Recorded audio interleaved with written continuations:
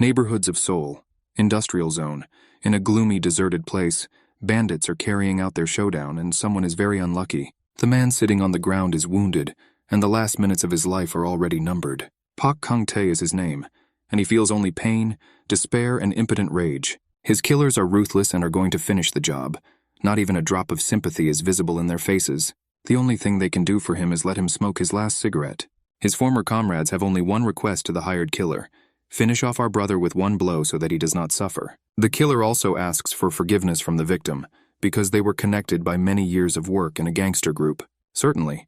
After all, these bastards only do what they are ordered to do, nothing personal. In the last minutes, Puck's whole life flashes before his eyes. Boxing was everything to him. He had all the makings of a boxer: height, punch, and star quality. In high school, he was touted as a promising boxing prospect. But the world of boxing is cruel, and it is difficult for a young man to control himself when provoked. After one of the incidents, he was told that he would never box again and was expelled from the team. Of course, there were other ways, and he could have returned to boxing, but he needed to earn a living, which has now come to an end. There's no point in regretting it now. But if I had at least one chance, I would like to take up boxing again. This is the last thought flashed through his head. Kalli, get up, are you dead? Unexpected screams and a gust of fresh wind forced him to open his eyes. Reality surprised him very much.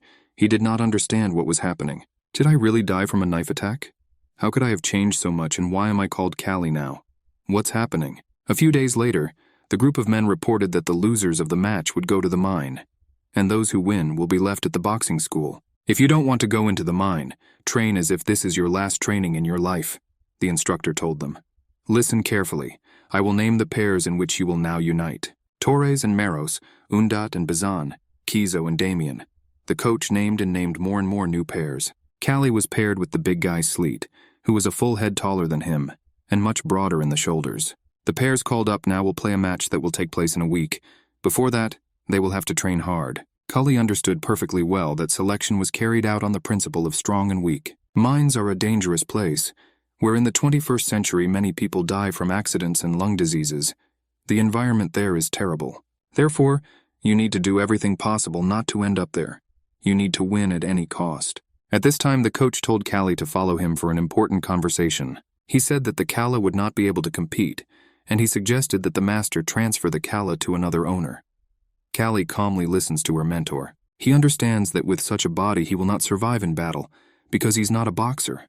But at the same time, he will not survive in the mine for 1 year.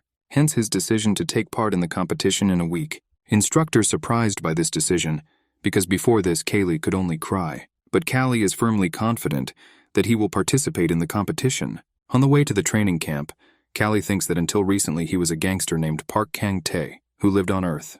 And now he got a second chance as a boy named Kalli, and now he has the opportunity to take up boxing again. But this is a fragile body with weak bones and insufficient endurance, with weak blows. And why did he get a second chance with this body, weak and feeble? At this time, his ring partner Sleet approaches Kalli and says that he is starting training right now, and they deliver a powerful blow right to Kalli's jaw. Everyone doesn't like Kalli. The coach took him in as an exception because Kalli's father was a boxing champion.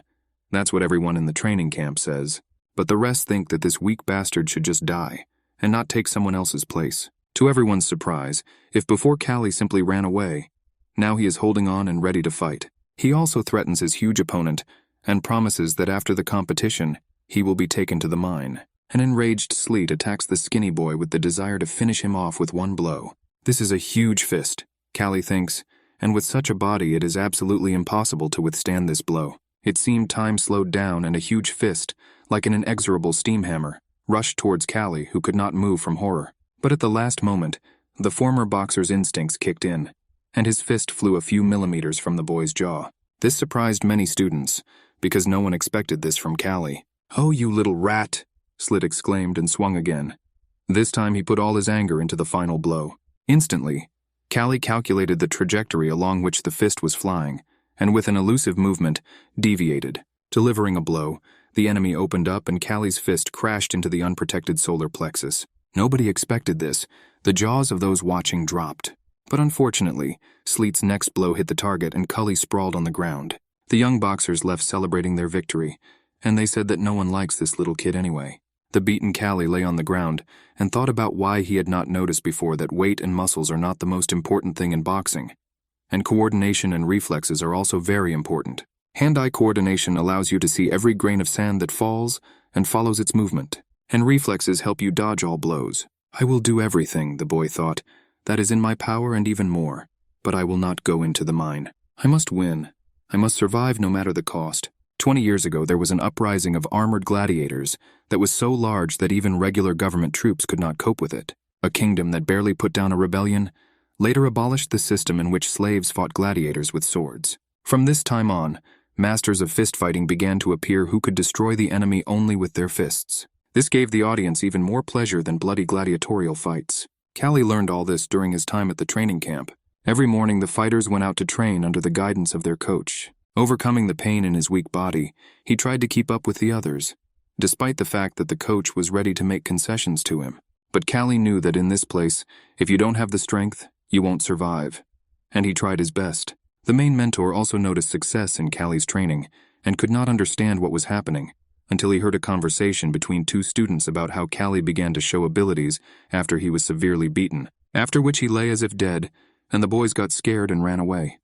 The coach decided to watch Kalli. Daily individual training was very difficult and developed strength and endurance in the students. Kalli had to train on par with the strongest students and try not to be inferior to them in anything. But this training turned out to be ineffective for him, because with the body he had, it was impossible to inflict heavy damage on the enemy. He decided that the best thing for him would be to aim perfectly and strike the enemy in the jaw. Then he has a chance of victory. The mentor noticed that Kalli did not train like everyone else, and he was angry that the boy was ignoring the advice of experienced fighters who had been boxing even before he was born. All the fights here took place as heavyweight fights took place when Kalli was a boxer in a past life. But with his weak body, such tactics will not help him now. The trainer told Kalli that if his father taught him this technique, then he can use this experience. And they, together with other trainers, will watch how his training takes place. In the evening, Kalli sat exhausted under a tree and felt that all his muscles hurt, and he was so hungry that he was ready to eat an elephant. Fortunately, he noticed that he was sitting under an apple tree and now he could satisfy his hunger. Unnoticed by Kalli, a girl approached the tree who was strikingly different from those ragamuffins that Kalli saw in the camp. She was dressed like a noble lady. She told the boy to get down from the tree and bring some apples because she was also hungry. "You're just a slave in a training camp," she said.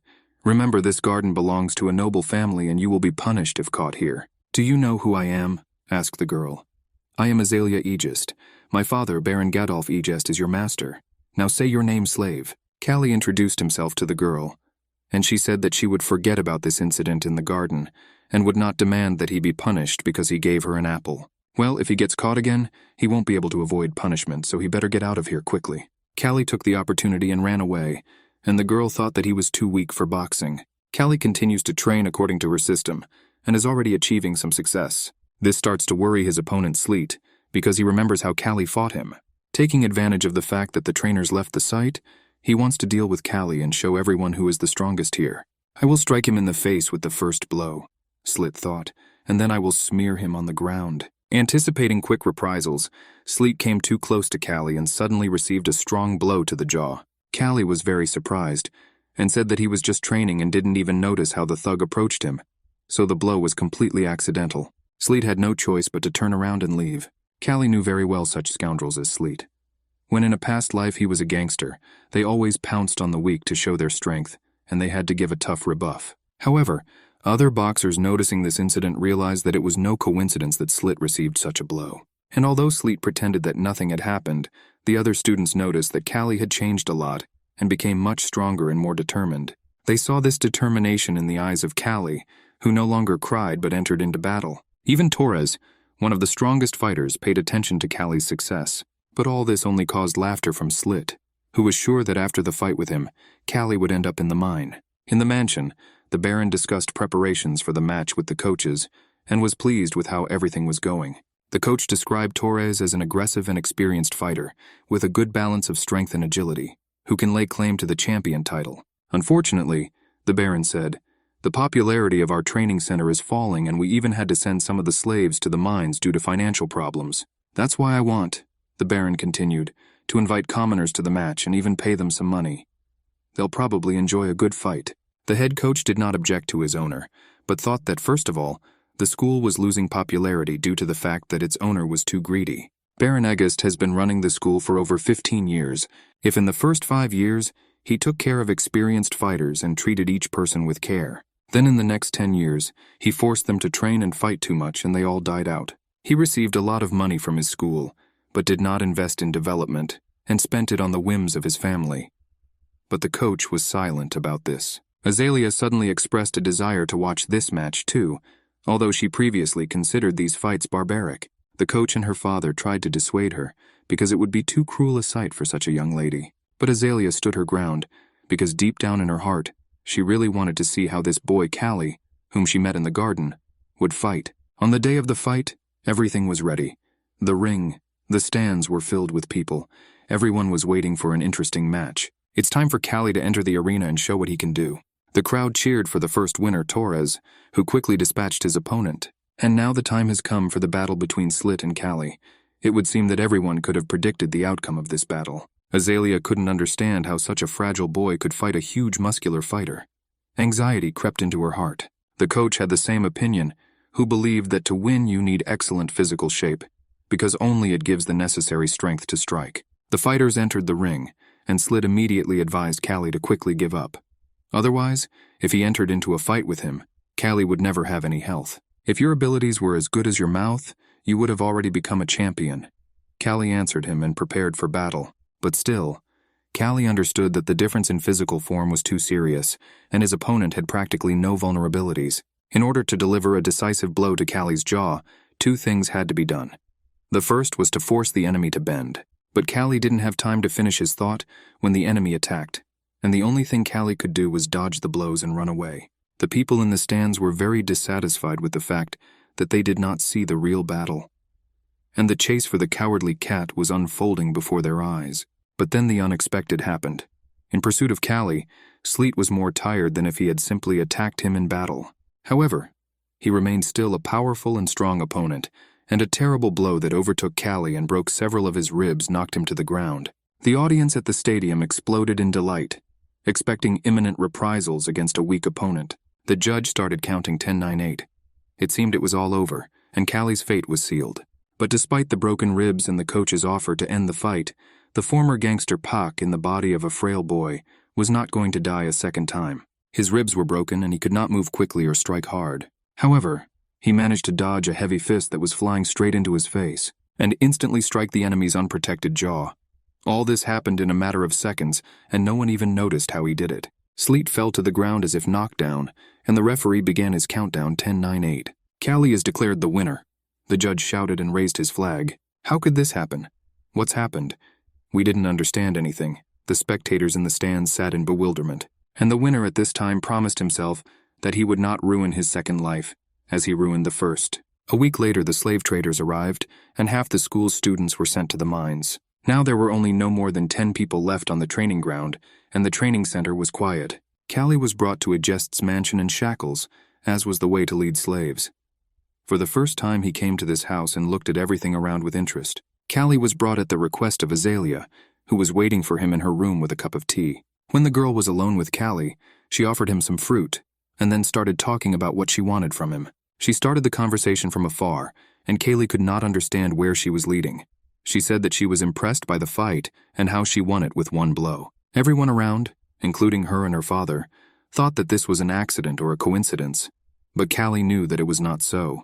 He explained that he thought with his head before throwing a punch, and he knew that if he punched his opponent accurately on the chin, his head would fall back, and then he would temporarily lose control of his body. He purposefully aimed and attacked, and Azalea really liked it. She advised him to keep winning, because when he becomes a champion, he can be a free man. This was the end of their meeting, but thoughts of freedom no longer gave rest to the young man. But not only Kalli dreamed of freedom, but also Torres, one of the strongest fighters in the school, strong and dexterous, who trained all day long. He recalled how a trainer found him as a teenager, paid attention to his excellent fighting qualities, and promised him the title of champion and freedom if he won the battles. But now he was more and more worried about Kalli, who had changed a lot, and was able to defeat such a terrible opponent as Slit. The remaining students never liked Kalli, and they decided to teach him a lesson and beat him badly. Kidjo, nicknamed Mantis, especially wanted this. Torres didn't know whether to agree to this proposal. He didn't want to interfere with Kalli's training, and saw that he had already achieved great success after his ribs healed. One day, when Kalli was training in the arena, a Mantis and his comrades approached him and started a mocking conversation about his victory. He promised Kalli that he wouldn't hit him too hard, and would fight him with half his strength. In turn, Kalli warned the Mantis that he could cause him great pain and beat him harder than he expected. The Mantis attacked Kalli, hoping for an easy victory, but that was not the case. Kalli easily dodged all the blows, and choosing the right moment delivered a strong blow to the enemy's jaw. So he proved to everyone that his victory in the match was not an accident. Tall height and long arms are a great advantage in battle. It is impossible to get close to such a fighter, and his blows become very dangerous. But the Mantis did not know how to use its advantages, so the short Kalli was able to dive under his arms and deliver a strong blow to the jaw. He did not give the Mantis any respite, and struck from the right and left. After the fall of the Mantis, the rest of the students rushed at Kalli to teach him a good lesson. The Mantis stood up and considered that the blow was struck by accident and was going to take revenge. Kalli concentrated on the Mantis and missed a strong blow to the back. Opponents needed to win to boost their self-esteem, but Torres intervened and stopped the fight turning into beating. He could not see an unfair fight when 3 attacked 1, and demanded that Mantis fight with Kalli one-on-one. Then it will be a fair fight, and Torres will act as a judge and make sure that the fight is fair. Despite the fact that Kalli could barely stand on his feet, he stood up and was ready to continue the fight. Kalli could calculate all the movements of the Mantis and deftly dodged its blows, and attacked the enemy in the body with multiple precise blows. With inaccurate and slow movements, the Mantis only showed its weakness and could not resist a fast opponent. Finally, he delivered a decisive blow to the jaw, when the enemy made another mistake. Kalli finally ended the fight with a complete knockout. The defeated Mantis lay on the ground. Torrance noted that Kalli now looks like a very experienced boxer, and this talent was probably passed on to him from his father. But he still didn't want to have anything to do with Kalli, so when he came up to him to thank him for his intercession, Torrance didn't talk to him. After this fight, none of the school students challenged Kalli to a duel. Hall for receiving guests in the mansion of Baron Egest. The coach is very angry and demands that the Baron refuse the match because the school does not have enough professional boxers and there are only weak students. But the Baron declares that there will be no very strong boxers at the match, so the coach has 2 options: either win the match with the help of his students or send a scapegoat to the fight. That's an order. Choose the 3 best fighters and come. I want to see how Baron Dorman will be annoyed that we fielded the best fighters. The coach is angry at his master because he is destroying his school. If such a powerful player as Torres does not win the match, then the school can be closed. But he won't be able to win because he's not yet ready to fight experienced boxers. In 3 days, you need to have time to prepare the fighters for battle, and this is almost impossible. The coach didn't know what to do, but an order is an order, and the coach chooses Torres, Mantis, and Kalli in 3 days to prepare them for the match against the Dorman training camp.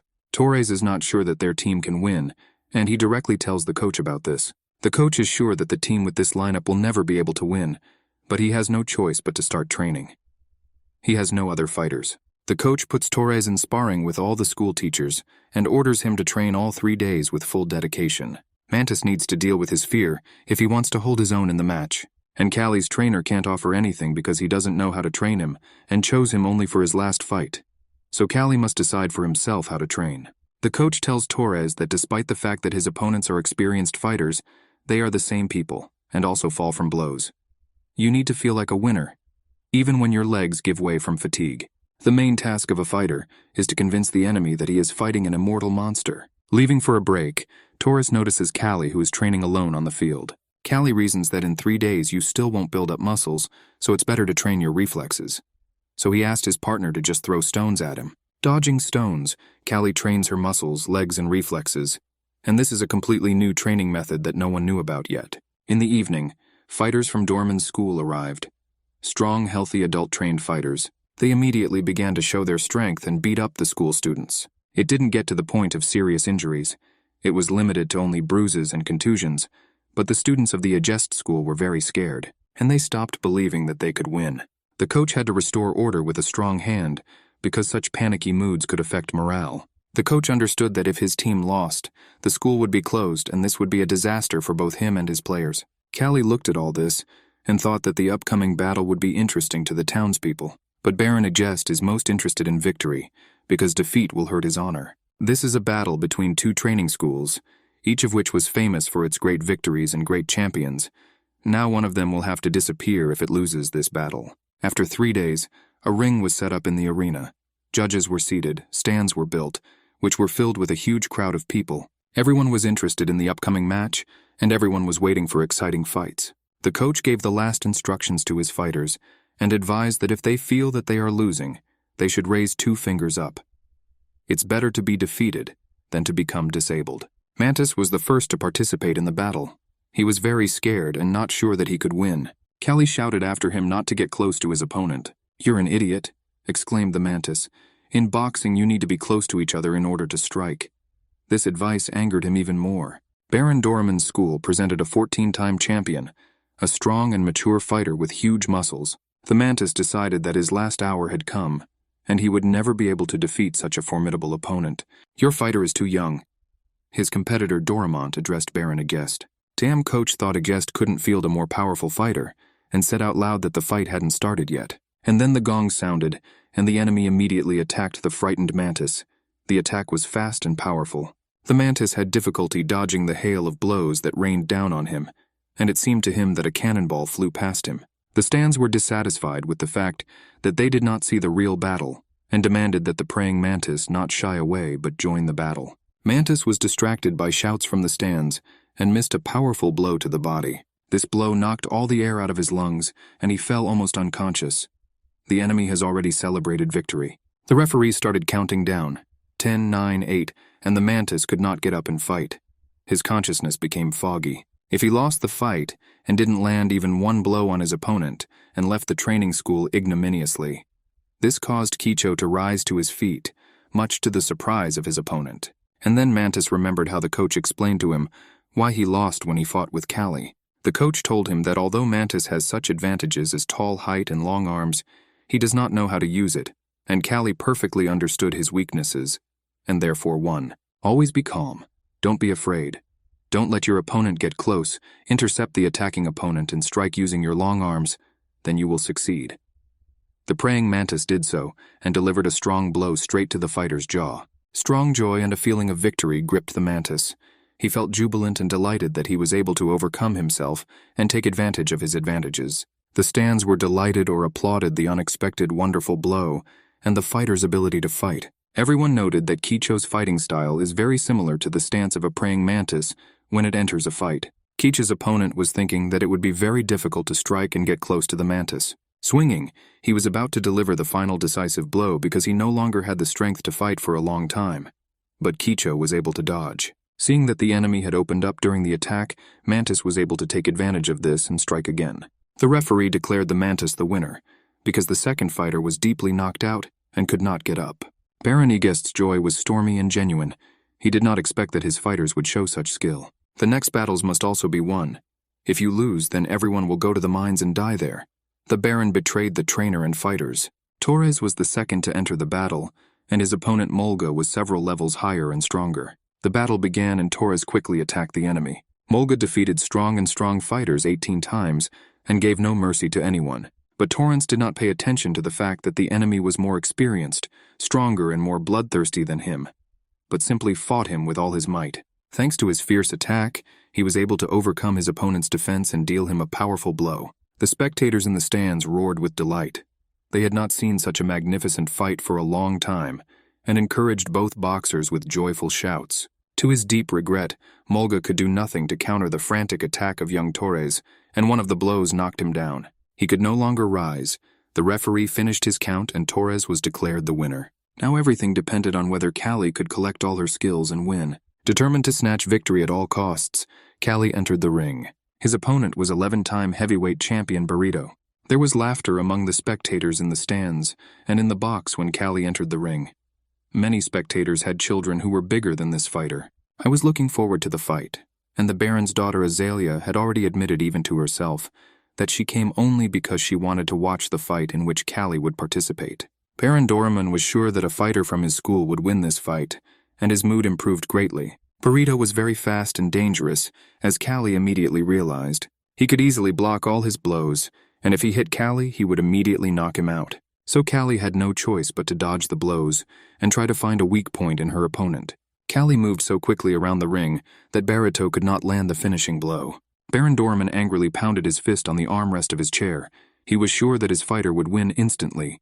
But the fight dragged on due to Kalli's skill. Elysia saw that Kalli was much different from any other fighter and mentally asked him to show it to everyone. During the fight, Kalli analyzed the enemy's movement and saw that he was always hitting with his right hand and did not use his left at all. He knew that he needed to analyze the system of blows that the enemy delivered and watch how he moved. See the movement of his head, arms, body. See how he prepares an attack and find his weak point at this time.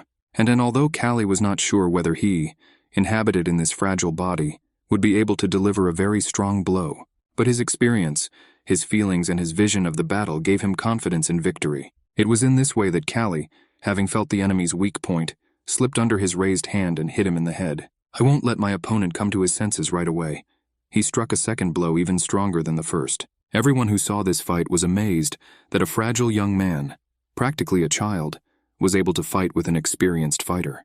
Barito could not understand how this boy could knock him down and inflict such heavy blows on him.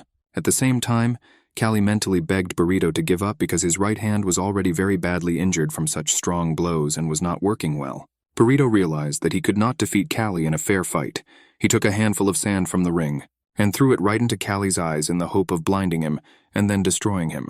Azalea screamed when she saw such a scam, and Baron Dorman was very pleased with the ingenuity of his fighter. Kalli was practically blind, and this helped the Barito deliver a strong blow. But Kalli rose with the last of his strength and was again ready to continue the fight.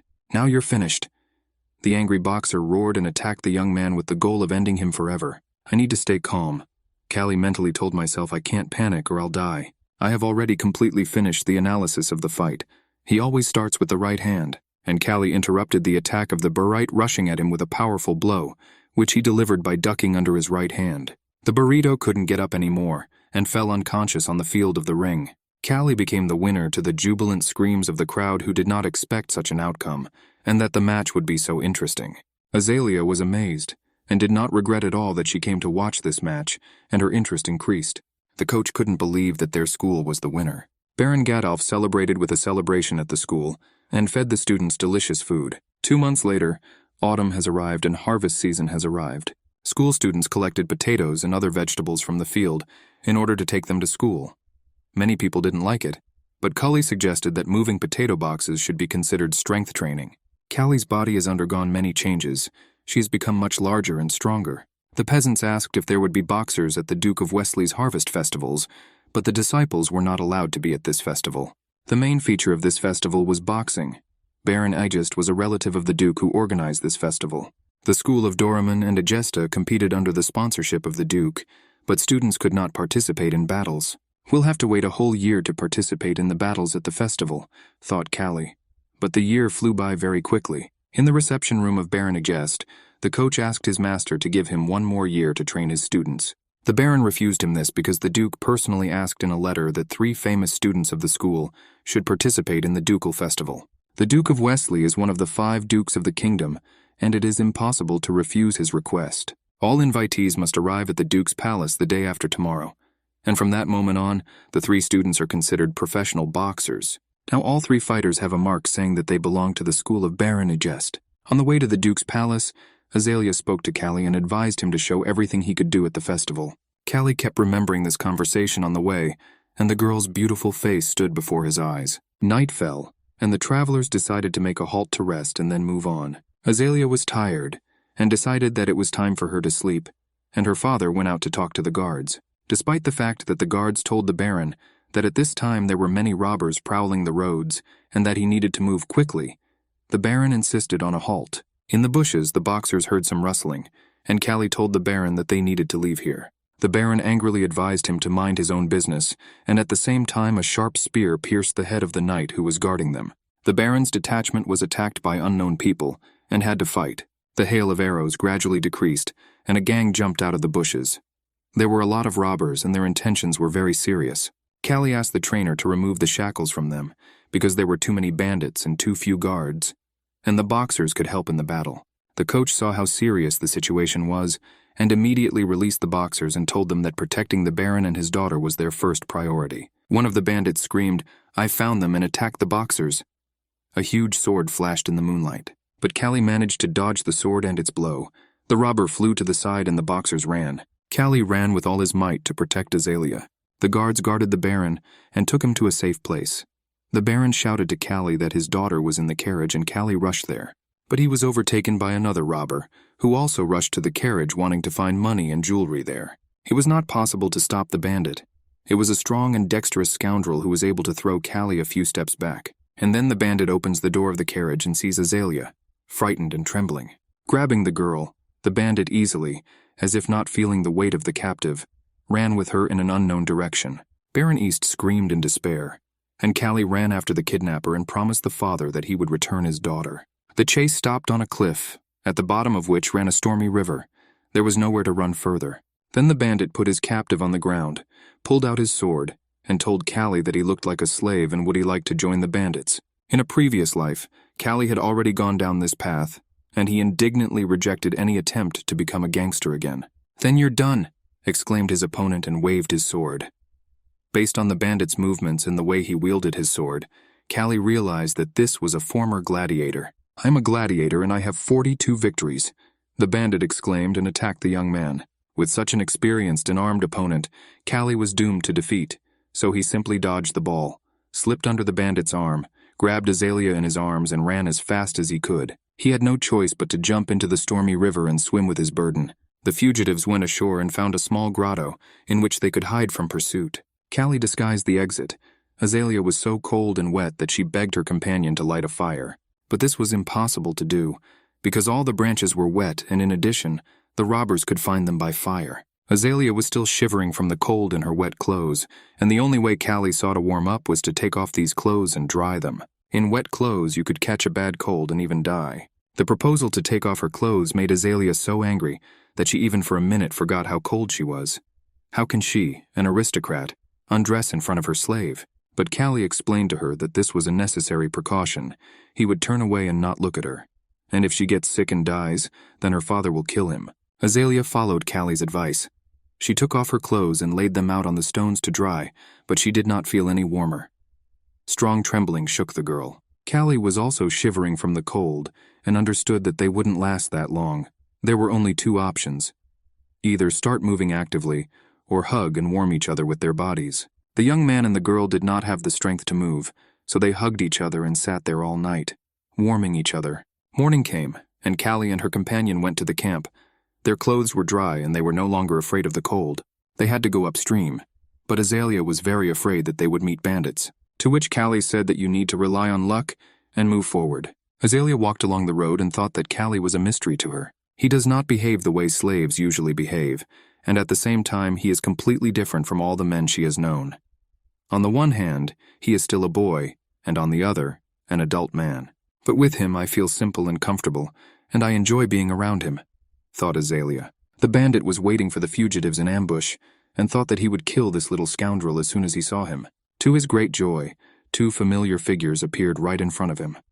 "How happy I am to see you again," the bandit said joyfully. Kalli prepared to defend himself and Azalea with all his might, but he was completely unarmed, and this made the bandit laugh. "I will kill you and take this prize," he told Kalli, but Kalli was very determined, and was going to defend his companion and himself. "Boy," the bandit laughed, "I'll cut you in half now." And he was about to fulfill his threat. Kalli moved very quickly and tried to avoid the deadly blows of the sword, but it was impossible to do this indefinitely. The bandit's sword had high killing power and long range, and was wielded by a very experienced and cruel gladiator. But Kalli had experience of fighting a fast opponent who had very long arms. He remembered the fight with the mantis which ended in Kalli's complete victory. If you want to defeat an armed enemy with your bare hands, you have no other way. As soon as Forward and Kalli rushed to the attack. "What a luck!" exclaimed the bandit. "The boy wants to run into the blade himself." The main thing Kalli needed was the determination not to be afraid of the blade and the ability to get around it. It was necessary to concentrate all the forces and rush past the terrible blade into the enemy's blind zone to where the sword could not reach. And that's exactly what Kalli did. And his fist attacked the bandit's jaw with crushing force. From the blow he received, the bandit lost his balance and flew far to the side, dropping his sword. Kalli sank to the ground exhausted. This fight took all his strength, and Azalea froze in horror because she couldn't believe that the battle was over. After some time, they were found by a rescue team, which the girl's father sent to search for them. "Thank you for saving my daughter," said the Baron, and no one expected these words from him. For such an arrogant and proud aristocrat to thank a slave and offer him rest, this has never happened. The Baron asked how an unarmed Kalli could defeat the gladiator, and if he had any secret that helps win battles. "I look weak," answered Kalli, "and all my opponents underestimate me." And finally, in the evening when the sun was setting, the whole company arrived at the castle of Duke Wesley. The Duke of Wesley joyfully greeted the newly arrived Baron and his daughter. He noted that their journey lasted too long, and the Baron and his family were already waiting for their dear guests. "Dear Azalea," the Duke continued, "you have grown up so much and become like your mother, and she was a real lady." Among Azalea's servants was Kalli. Azalea herself told him to join the servants because one of them was sick, and only Kalli could replace him. During a luxurious dinner, the Duke discussed previous matches with the Baron, and wondered how 3 students could defeat such strong opponents. Azalea got bored with these men's conversations, and she asked permission to leave the men and walk in the fresh air. Kalli had to accompany her as her servant. He had to obey. They walked through the streets of the city, examining the streets of houses and looking at people. Azalea looked very unhappy, and admitted to Kalli that her father had been looking for a husband for her for a long time, and she absolutely did not want to get married so young and tie herself hand and foot. Azalea asked Kalli what he thought about this, to which Kalli replied that no one was interested in his opinion. Azalea bought 2 candies and gave them to Kalli because she thought that he had never tried candy in his life. Yes, from the moment Kalli found himself in this world, he did not eat anything sweet except fruit. Azalea was beautiful, and Kalli, like all the men around, admired her beauty. But then an old woman approached them and invited Azalea to tell her fortune for good luck. Kalli was strongly against it and wanted to drive the fortune teller away, but Azalea thought it was funny and happily agreed. They followed the fortune teller to her gypsy tent. On the way, the fortune teller promised that she would tell fortunes for little money. The gypsy opened her crystal ball, looked into it, and said that there will be many turns and surprises in life, but it's much more fun than the life of an ordinary person. The girl asked her to tell fortunes for love and marriage, and the gypsy said that her beloved could be next to her, but she would not receive a marriage that everyone would bless. As an additional service, the gypsy offered to tell fortunes to Kalli, and although he refused, Azalea insisted on telling fortunes. Then the gypsy looked into her crystal ball again and said to Kalli, "You came from afar. You came from a place that people here don't even know exists." "From what place?" asked Kalli. "I don't know, I'm just saying what I see," answered the gypsy. "In this world, iron birds fly through the air. In this world, you ride a carriage without horses. In this world, people are inside transparent boxes." Kalli was amazed how the gypsy could know and see all this, because she described his past world.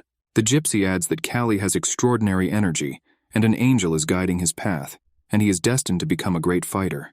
The old woman cannot believe that Kalli is just a slave, because a person with such energy would never become a slave. Over the next 3 days, Kalli persuaded Azalea to let him go to training, and she let him go. One day, after he left the palace, the guards refused to let him back in and ridiculed him for his thinness and apparent weakness. Kalli did not remain silent in response, and things got to the point where the guards were ready to rush into a fight. But a sudden order forced them to retreat. Their master, Duke Wesley, strictly ordered the guards to move away from the young man, and he began a friendly conversation with Kalli. He said that he couldn't believe that such a fragile young man was the winner of last year's match. "This boy's muscles are weak, but he has proven that he is a strong fighter. What is he hiding?" thought the Duke. And he said out loud that he was very glad to meet such a famous fighter, and would be happy to see him at the match. At the training camp, Kalli immediately began his usual training. Their coach gathered his team, and said that not only Baron Doraem's fighters are training here in this camp, but also many other fighters. Therefore, his students can stay in the camp and not sign up for the competition because one round is already filled with those interested. Torres really wants to get into the ring, and therefore he believes that he can ignore the coach's remark. But the coach immediately punishes him and explains to him what he is doing wrong. This festival will feature fighters who have been winners dozens of times. Therefore, his students must silently listen to their coach and be guided only by his decisions. At this time, shouts are heard in the training camp. "Ogre, ogre!" People start running away in horror. A monster has appeared on the street. Baron Doraemon has revealed his secret weapon. The coach says in horror and amazement, "I can't believe he brought this monster. Is it really this person?" Everyone who saw the monster asked with horror. "He really looks like an ogre from fantasy," thought Kalli, watching the ogre with a frozen gaze. The ogre Doraemon is the strongest fighter who won 76 fights in a year. He did not leave his opponent a single chance. The boxers are actively discussing the ogre, and Mantis says that they want rumors that he can break a person's ribs with a scream. Mantis declares that he will never fight the ogre and will refuse the fight. To this, the coach tells him that the Baron considered his fighters too weak, and therefore they are unlikely to participate in this fight. Kalli is thinking about how he could defeat the ogre, but in order for his fist to touch the monster's jaw, he must be forced to bend down, but this is impossible. If you hit other parts, it will not cause much damage. The ogre seems invincible. Mantis is even surprised that Kalli is thinking about how to defeat such a monster, and comes to the conclusion that he is also not an ordinary person. The stadium has a schedule of competitions and the lineup of participants. All the owners came to check the lists. The Baron understands that his fighters will have difficult fights with representatives of the Doorman school. Baron Doorman laughs. He is sure that no one will ever be able to oppose his ogre, and tries to provoke Baron Egest to field his fighters. Baron Egest understands that no one has a chance to fight such a monster, and is not going to succumb to provocations. According to rumors, Baron Doorman will compete with the ogre 3 fighters who lost in the last match to the school of Baron Egest.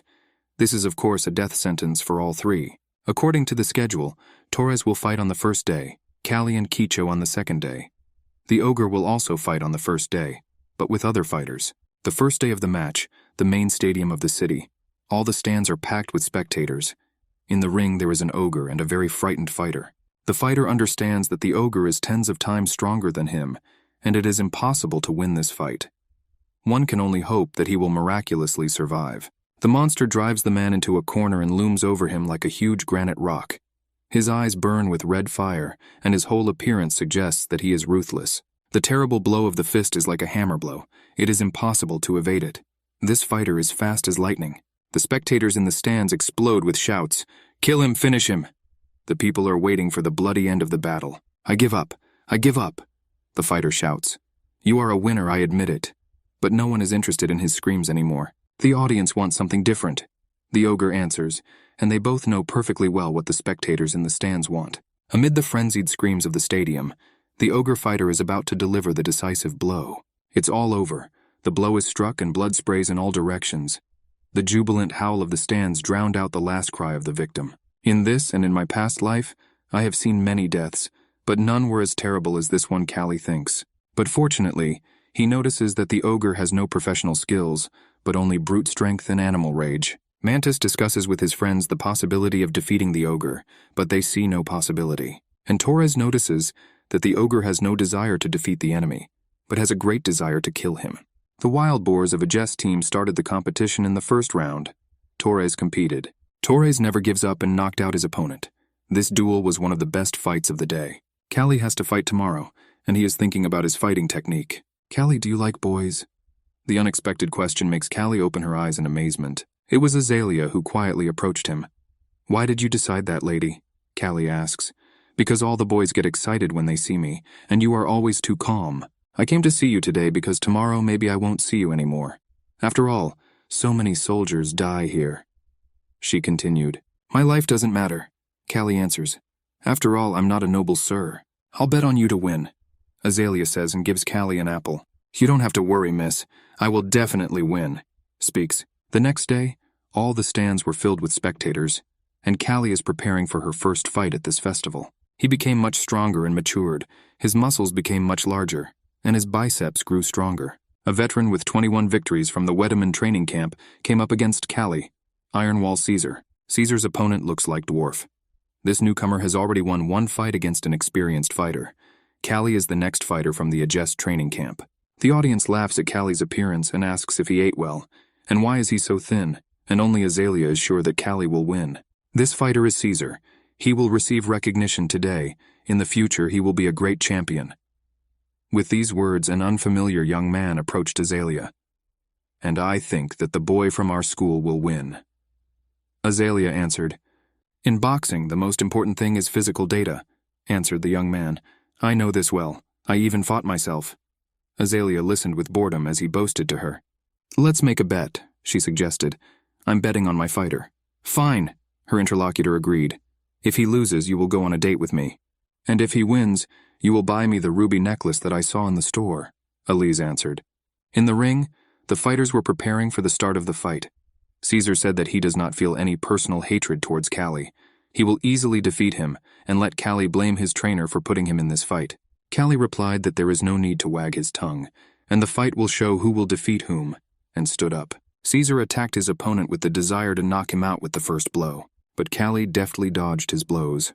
Analyzing the techniques of combat, he has iron muscles and very thick skin, and if you hit him in the jaw, he may not even feel. Caesar tried to engage in close combat, but Kalli easily dodged and parried his blows.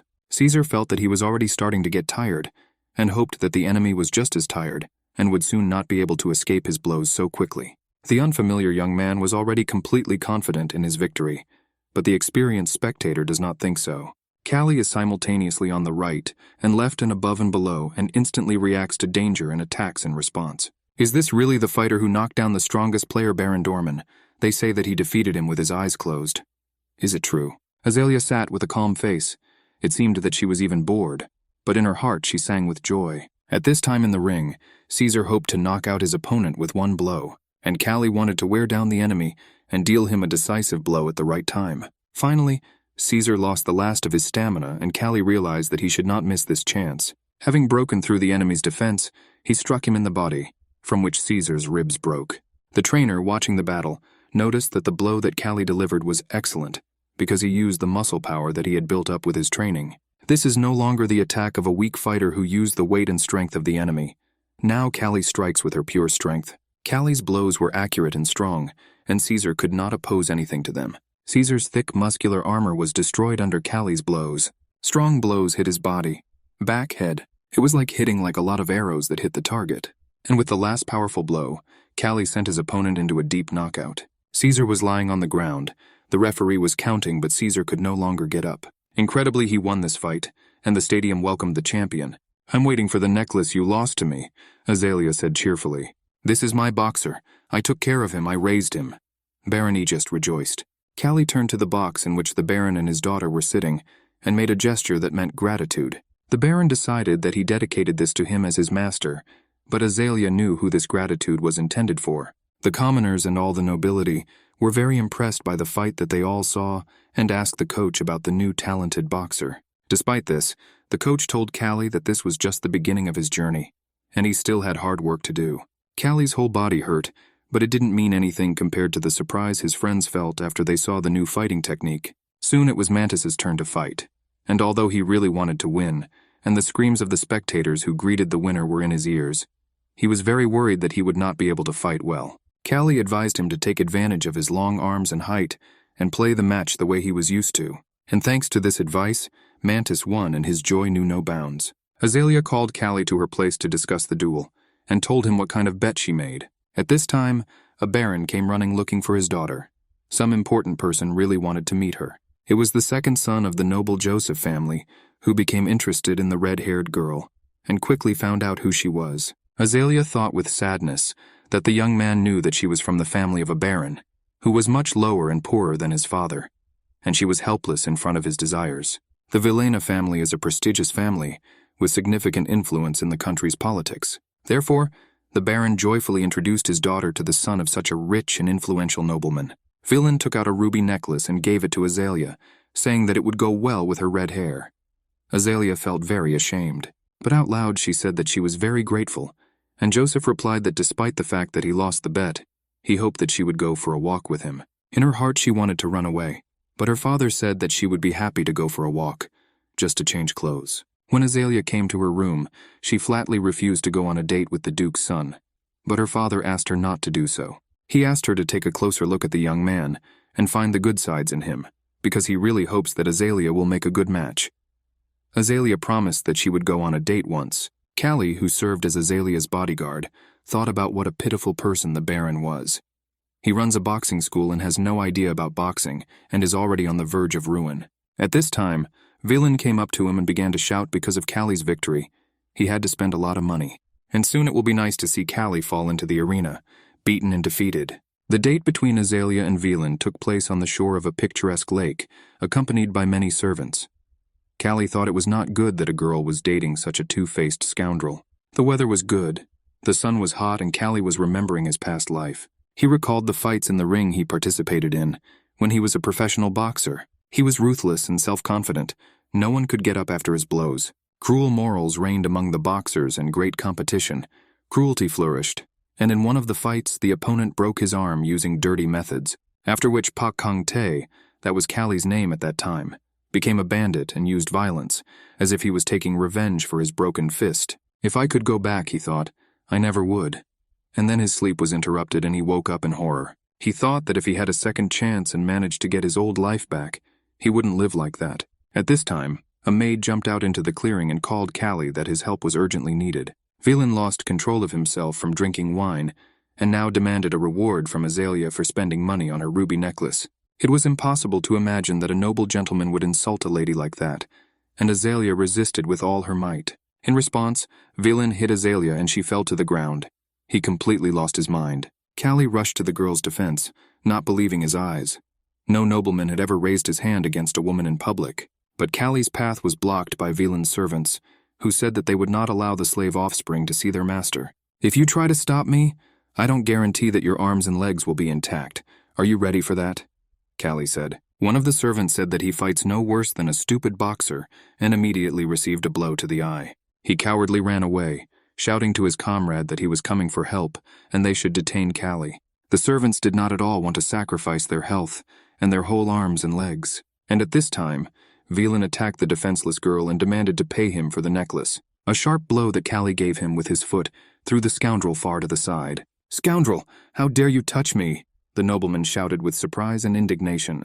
"Do you have any idea what you are doing now?" Kalli asked him angrily. "Of course I can. I demand compensation for the ruby necklace. It cost me too much. If you don't get out of here now, you'll have big problems, you dirty slave." But Kalli no longer heard the threats and attacked the scoundrel. He dipped his head into the water several times, and each time he pulled him out of the water, he asked, "Well, are you sober now? Do you really think that you can live the way you want, and everyone should obey your wishes?" And again Kalli dipped Velan into the water. "Forgive me, I was wrong," Velan muttered, and Kalli said, "I hope this was a good lesson for you, young master." "Can you imagine what you've done?" Azalea shouted. "You need to run away from here urgently. You will be punished."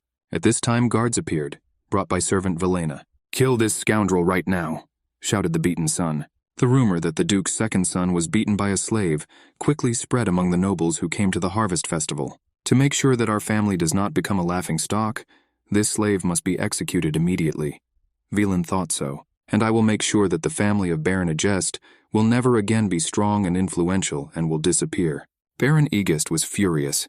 He could not even imagine that Velan would attack his daughter. The coach told him that Kalli was being held in prison, and the Baron told him that Kalli should be thought of as dead. "I am very grateful to him for protecting my daughter, but if we stand up for him, our whole family will end." At this time, Azalea entered the room and heard her father's words with horror. "You must save Kalli," she said to the Baron. "He saved me twice, and it doesn't matter that he is a slave. He is more noble than any of her friends." Baron couldn't even imagine how this could be done, and the coach also understood that their hands were all tied. In the prison where Kalli was sent, everyone already knew that he had beaten a nobleman and considered him a hero. Kalli thought that he again missed his chance to become a boxer, but if he had not saved the girl, he would regret it for the rest of his life. And then the day came when Kalli appeared in court. "Slave of the Egest family Kalli, do you admit that you attacked a nobleman?" asked the judge. "Here are the victims of the attack, and this is proof of your crime." "Yes, I admit it," answered Kalli, and the people in the hall exploded with cries of executing him. The judge announced the verdict that the slave Kalli was sentenced to death for his crime. But at this time, the Duke of Wesley entered the courtroom and asked to be allowed to say a few words before the final verdict. This slave committed a serious crime, but now we have a harvest festival, a time when even the poor are treated well. I do not deny his crime, but I believe that he should die as a fighter. We currently have an ogre fighter from the Doraemon school, and the fight between a novice boxer and a giant will be a death penalty, but an honorable one for Kalli. Therefore, I continue to ask the Duke to schedule a duel between the ogre and Kalli as soon as possible. Of course, if Count Joseph agrees. Count Joseph was not against it, and the judge ruled that on the last day of the festival there would be a match between the Kalli and the ogre. "You're finished now, you dirty brat!" Junior Joseph shouted joyfully and left the courtroom. "If the god who brought me here exists," Kalli thought, "he must be interested in watching me try to reach the top, and I'll give him a good show. I'll survive until the very end and make it to the top." The guard took Kalli to the waiting room and said that he heard that Kalli fought for the honor of the lady, and he really respects such an act. The coach and his comrades came to him. Mantis said that he remembers how Kalli helped him and why he should be executed for such a noble deed that he committed. Torres admitted that in the beginning he despised Kalli for whining all the time, but now he respects him and asks him to stay alive. The ogre's powers are beyond our imagination. The coach said his only drawback is that he has absolutely no technique. We wish you good luck, the friend said and left. Kalli was left alone with dark thoughts. Now I have people who will mourn my death later. This is already good. Then the door of the waiting room opened, and Azalea appeared on the threshold, who came to visit Kalli. Kalli said that she needs to take care of herself more than him, because in a few days she was kidnapped by bandits, and then she got involved with a rare villain. Then you need to protect me, and Azalea said further and kissed the young man. Promise me, swear like last time that you will come out of this fight victorious. You're stopping me from dying, lady, Kalli said. I will have to protect you until you grow up. Fight time, ogre, Doraemon said to his fighter. In this fight you have no restrictions. This boy can be defeated in a more brutal way. The final battle marks the end of the Harvest Festival. The ogre executioner from the Doraemon school enters the arena. A criminal sentenced to death.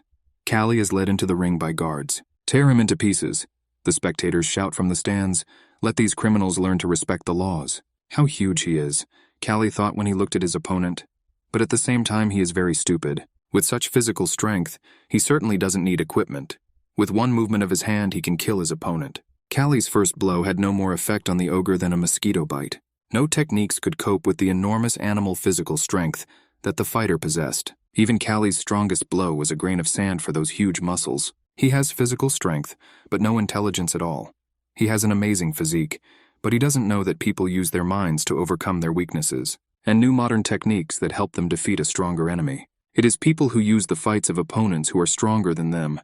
Kalli knew this very well and prepared for battle. He came close to the ogre, and the audience decided that he had gone crazy and decided to end his life in this way. Do you really want to stop the match?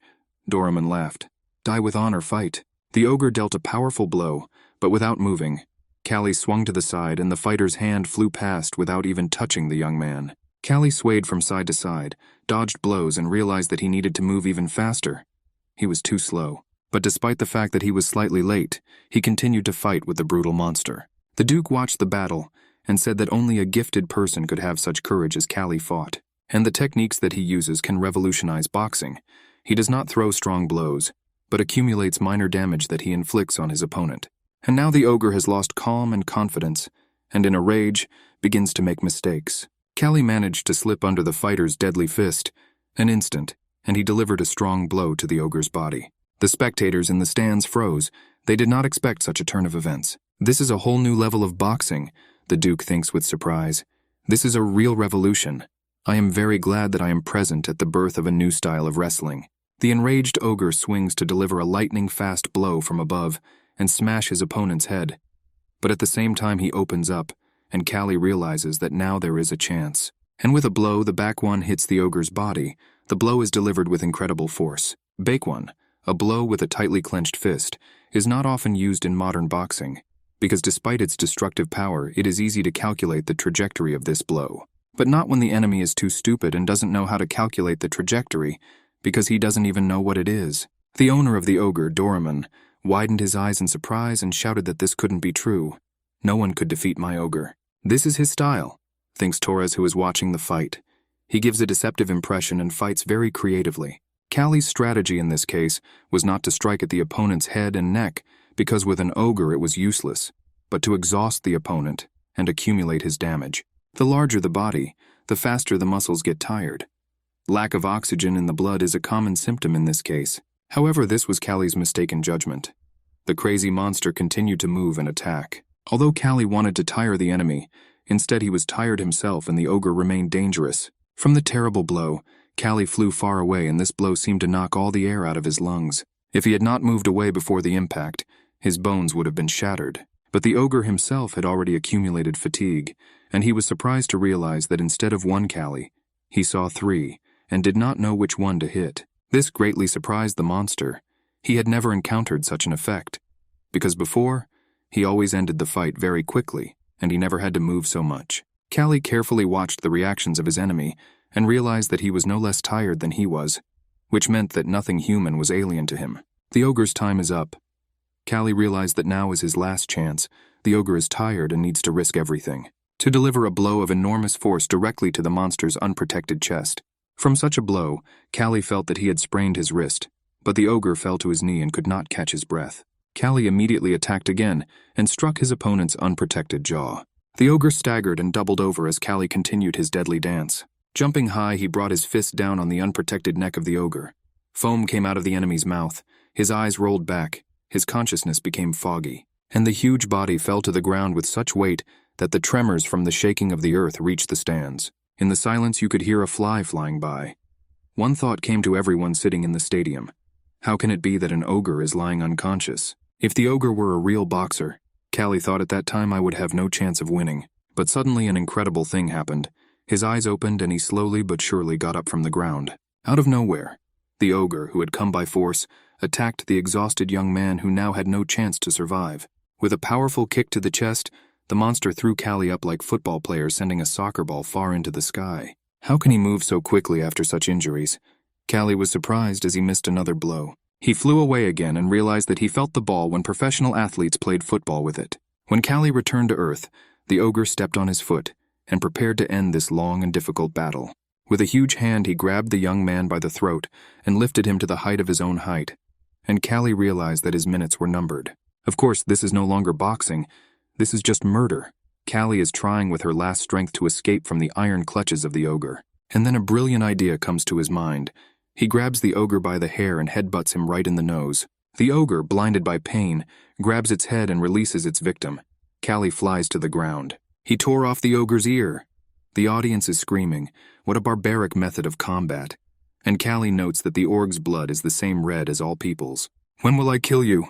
The monster growls and attacks Kalli in a blind rage, but Kalli throws a handful of sand in his eyes. "I admit that you are strong," Kalli thinks, "but although my bones are cracking and my stomach is curdling, I don't feel pain and I'm ready to hit you again and again because I'm already tired of you." Powerful knee strike hits its mark.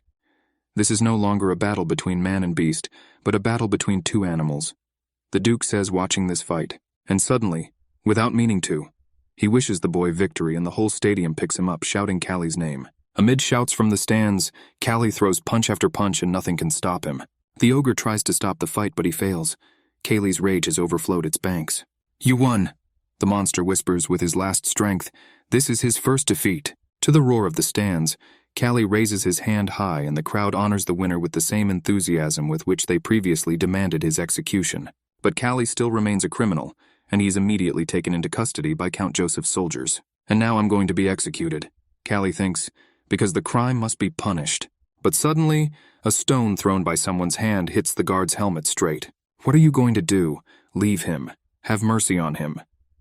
Spectators in the stands react with outrage to Kalli's arrest. "We don't mind the guards answering, but we have superiors." The Duke believed that if Kalli was executed now, when the public expressed such sympathy for him, then the harvest festival would be ruined forever. People would not forgive them for this. Earl Joseph reluctantly admits that he does not want to get into an argument with the Duke because it could harm his family. He tells his son to leave and thinks that he will never forgive a jest for such humiliation of his family, and vows to destroy him. Malice and hatred overwhelm the younger Joseph. He hates this scoundrel Kalli like no other person on earth. And Kalli, despite the wounds his opponent inflicted on him, became a champion. It's a miracle that you survived. If you fought with such a body, then you have very strong willpower, the doctor at the hospital tells Kalli. But serious medical treatment requires a lot of money, and Baron Agest is so afraid of Count Joseph that he does not want to pay for a hospital for Kalli. The coach already wants to pay for Kalli's treatment from his own money. But then Azalea comes and gives the doctor a diamond earring, after which the doctor promises to do everything possible to cure the young man. Kalli comes to and sees Azalea next to her bed, who tells him that she is very glad that he survived. A week later, the Baron's squad goes home. Kalli is carried on a cart because he has not yet recovered. The Mantis tells him that now he is called Kalli the Ogre Slayer, and his fame has spread very far. Doctors said that the bones of the arm and ribs will heal very soon. The damage there is minor. But there may be problems with the leg because the ogre smashed it when he stepped on it. The path to the Duke's palace was difficult, but the path back was smooth. Kalli and his companions arrived at the estate and rested. 3 months passed and winter came. "I've been waiting for 3 months already," shouted the Baron. For 3 whole months he was very angry. "Coach, explain to me why Kalli still walks on crutches? When will his leg fully recover?" "The leg is completely destroyed. The coach thinks it coincided with the period of growth, and most likely Kalli will forever remain crippled. Tell me, the Baron demands from Kalli, is it true that your leg will never recover? Everything is over. What's the point of being called an orc slayer if you can't use it? The Baron's rage knew no bounds, and now it's winter. We're running out of wood and flour. Everything is covered in snow, and it's all your fault, Kalli. You provoked the Joseph family. You should have died in the battle with the ogre, and then everything would have been all right with us. The trainer decides that he should not allow the Baron to exile and kill Kalli, and he says that even with a crippled leg, Kalli can become an excellent instructor and train good fighters. No, I refuse to be an instructor, Kalli says firmly. Determination rings in his voice. You're an idiot? Mantis cannot understand Kalli's decision because becoming an instructor is the best thing that can happen for a retired boxer. Kalli remembers the conversation with the coach and her firm decision to recover for the summer. The coach tells him that there are no ways to restore his leg. If there were, the coach himself would not be walking with a stick. Mantis believes that in addition to Kalli's leg, the ogre also injured Kalli's head because no one can cure such an injury. Torres also considers this a great stupidity, but Kalli, although not confident of success, is still going to remain a boxer. While Kalli was in the hospital, Mantis and Torres had already made a name for themselves by winning various matches. Of course, working as an instructor is stable and profitable, but it doesn't mean anything. I will take care of myself and fight to the end. And Kalli began to participate in the preparation of firewood for the entire castle. The servants thanked him for all his efforts. The servants noted that Kalli had grown and become stronger because he had already cut down many trees. When Kalli returned to his room, he was in a bad mood because he understood that the medicine of this time was very bad, and there was no technology that could help cure his leg. To his surprise, Azalea was sitting in his room and wanted to know how he was feeling. Kalli remembered that kiss when they both thought his death was inevitable and felt embarrassed. Azalea said that she came to say goodbye. Their estate is now very bad. Trade has stopped due to pressure from the Joseph family. The few traders are only occasional. There are no permanent ones left. The days are getting colder, and prices are rising. Soon there will be a shortage of even the necessary things. If this continues, they will not be able to survive the winter. I heard that everything was bad at the estate, but I didn't think it was that bad, replied Kalli. And what are you going to do? If we don't get the necessary products, we will have to make them ourselves. I have to go to work. Will your father go with you? No. He has completely lost his head and is so afraid of Count Joseph that he does not leave his room. If only I had the strength, Kalli said, I would help you. I heard that there are people so knowledgeable in medicine that they can raise the dead. Azalea said, if you go to another place you can find out more about such people. It doesn't matter, Kalli replied. There is no need to help the slave. But you saved me twice. That's quite enough reason. Azalea said, now even a girl who has just turned 20 has moved forward. Thought Kalli and I must not give up. A few days later, on a cold winter day, Kalli was chopping wood in the forest. Are you really a boxer? The lumberjacks asked him. Yes, here I am rehabilitating after an injury. We need workers, but we've never heard of injuries being treated this way. With my legs, it's impossible to practice boxing now, Kalli thought, and chopped down a tree with an axe. The worker saw that Kalli did not know how to use an axe at all and laughed. Look how you need it. The axe in his hands worked with great force, and the tree was cut down with 2 blows. Strength is not the main thing, the worker said. Power is used only at one time. This amazed Kalli, and he began to try to chop wood as the lumberjack showed him. And although his back and lower back hurt a lot, he didn't stop. Suddenly a lumberjack who had been going to another area came running and said that we urgently needed to leave here. He came across the tracks of a bear that came here in search of prey. From the size of the track we can say that the bear is young, and now people are in danger. He saw Kalli and asked who it was. The woodcutters said that it was the boxer who fought the ogre, and here he is recovering his leg. The lumberjack was very happy to see the champion here. Everyone was talking about his fight. Kalli was famous. If he is an ogre killer, then he can catch the bear, and the workers rejoiced. And Kalli wanted only one thing, to stop calling him by this ridiculous nickname. In the evening, Torres came to Kale's room to talk about what was bothering him. Kyle was very surprised. Do you want me to teach you my techniques? After all, you are the famous boar of a jest. But I do admit that your techniques are very good, Torres answered, and reached for the mug of water that was on the table. His hand missed the mug, and with an awkward movement knocked it onto the floor. Confusion flashed in Torres's eyes. Kyle couldn't believe his eyes. What's happening? How could Torres miss so much? The young man could not find an explanation for this strange event, but the mug shattered into small pieces. Sometimes my body doesn't listen to me, and I suddenly can't see or walk normally, Torres admitted. And this recognition was not easy for him. Catch this rock, Kyle said and threw a small pebble towards Torres. Torres missed. He didn't even guess the trajectory of the stone. His hand clenched in a completely different direction. What's wrong with him? Thought Kale. Retinal detachment? Punch fights? Brain damage that occurs in people who are frequently injured? Is it really because of continuous injuries? Torres is the type of fighter who throws a lot of punches but also gets hit a lot. Listen, if you keep getting hit in the head, you'll become a cripple. He turned to Torres. That's why I came to you. Torres replied, Please, I beg you to teach me your fighting techniques. And the training began. This is a defensive position. You can increase your defense by bringing your arms and body together. This is a better option than trying to dodge every attack. Torres took the stance that Kyle showed him, but he was uncomfortable in this position. It will be difficult to attack due to the narrow vision, he said. In this position, it is easy to defend against direct attacks, answered Kale. As for attacks from the side, you also need to move. When your opponent attacks you, you must move your upper body to speed up. The main thing is not to hit all the time, but to block and hit. Well, now you have big problems with your eyes and head. Why don't you stop for a while? Kyle understood that with such injuries as Torres, no amount of training would help him much, but Torres indignantly rejected the offer of a vacation because he had a very busy schedule, and it was impossible to refuse fights. How many fighters are trying to fight us, and should our school really lose just because I'm sick? Shouted the indignant Torres. Wait! Kyle interrupted him. Why did the coach, knowing about your problem, give you such a busy schedule?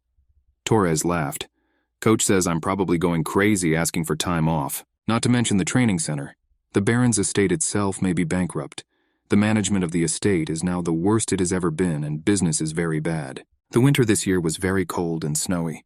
The workers were cutting down trees in the forest and talking about how the Doran family ran away last night. They could afford it. They were engineers and would find work everywhere. But ordinary workers had nowhere to go, and they would all be buried here. More and more, Baron Agest displeased his subjects. Where's the guy with the broken leg? So he had already fulfilled his quota and went to another site. The worker was surprised that even a guy with an injured leg completed his quota faster than he, an experienced lumberjack. At this time, in a deserted area of the forest where huge centuries-old trees stood, Kyle was practicing punches directly at the tree trunk, which was crushed by his fists. This is, of course, a small way, but very effective. Kalli was filled with the determination to recover. From a previous life, Kale knew that when bones receive enough stress, their calcium content increases and bone density increases. In other words, in order to recover, you need to load your bones as much as possible with extreme training. The bones will become harder. The entire skeleton will become like a weapon, and this is the result that the young man wants to achieve. He wants to become stronger. The sooner the better. He must become stronger. Training Kayla interrupted by screams. Someone was calling him desperately. Kyle, I came running and saw that all the workers were very frightened by something. In a hole under the ground lay a dead she-wolf, and small wolf cubs swarmed around her. Why did she die? She was probably wounded by the bear and came to her children to die. In such a winter, it's hard for everyone. Even for humans, it's hard to get food, and what can we say about animals? One of the wolf cubs came up on his weak legs and rubbed himself against Kyle's leg. Look at this puppy. He seems to like you. Take him before he changes his mind. Poor thing, thought Kale. You are also in despair like me, so we need to take you with us. How cute. The praying mantis played with the puppy and scratched his tummy. He was fascinated by the little wolf cub. Do you know that if the trainer sees this puppy, you will have problems? Yes, I will feed him from my table, Kale answered. There will be no problems with food. There you are. A trainer appeared at the threshold of the room. Are you saying that you get so much food that you can share it? Do you want to have a wolf as a free citizen? The coach was very angry. Give it to me right now, I'll throw it out on the street. The trainer looked at the puppy with indignation. The puppy hung calmly in the hands of the trainer and seemed very sweet and good-natured. Kyle and the mantis decided to act together and try to defend the wolf cub. Throw it away immediately, shouted the coach, but Kyle interrupted him and said wait. He and the mantis started talking together. I think it's okay if this wolf cub lives here. It is forbidden to have dogs, and this is a wolf. Okay, the coach agreed. Just train him so that he doesn't rush at people. It's time to go to bed. Kyle, tomorrow you will come to help fix the mansion.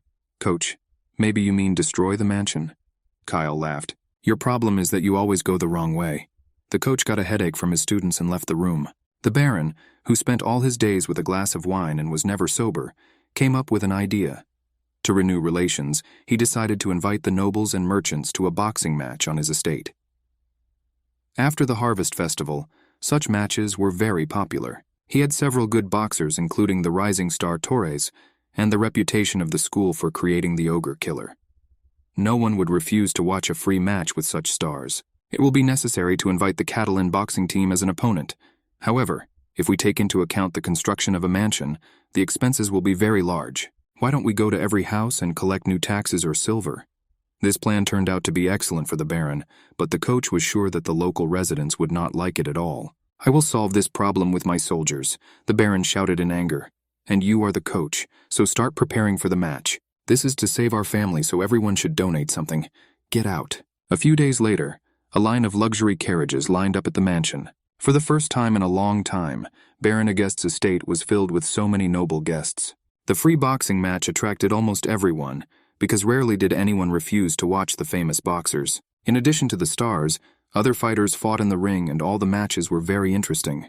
The Catalan boxing team included very talented fighters. Kyle and Torres saw that Catalan's team was made up of professional boxers, not slaves. Hey, a voice came from behind. Are you the famous one? I'm not famous, but I'm Kyle. Who are you, the new slave? I'm Scar from the south. I'm a sailor. A young curly-haired guy stood next to the boxers. You don't look much like a sailor. My ship was shipwrecked, and I was captured by a slave trader. A ransom will soon be paid for me, and I will return home. And you are always mentioned when they talk about strong people. I wanted to meet you. But it seems to me that the rumors exaggerate your strength, the Scar continued. Compared to Torres, you are weak and fragile and look like a cripple. If you are a student, Kale said, you need to train hard, not judge others. Well, in any case, it was nice to meet you and let's shake hands. The Scar answered good-naturedly and thought how such a cripple could be compared with a magnificent one. Now I will crush your hand so that you will not be able to use it, and I will be free. Scar didn't say this out loud, but he thought so. I have been pulling sailing ropes for more than 5 years. No one is equal in the strength of my palms. But something went wrong. It was a scar. He understood immediately and confusion appeared on his face. My bones seem like they're about to break. Sweat poured down Scar's face. Is something wrong, Scar? You don't look happy.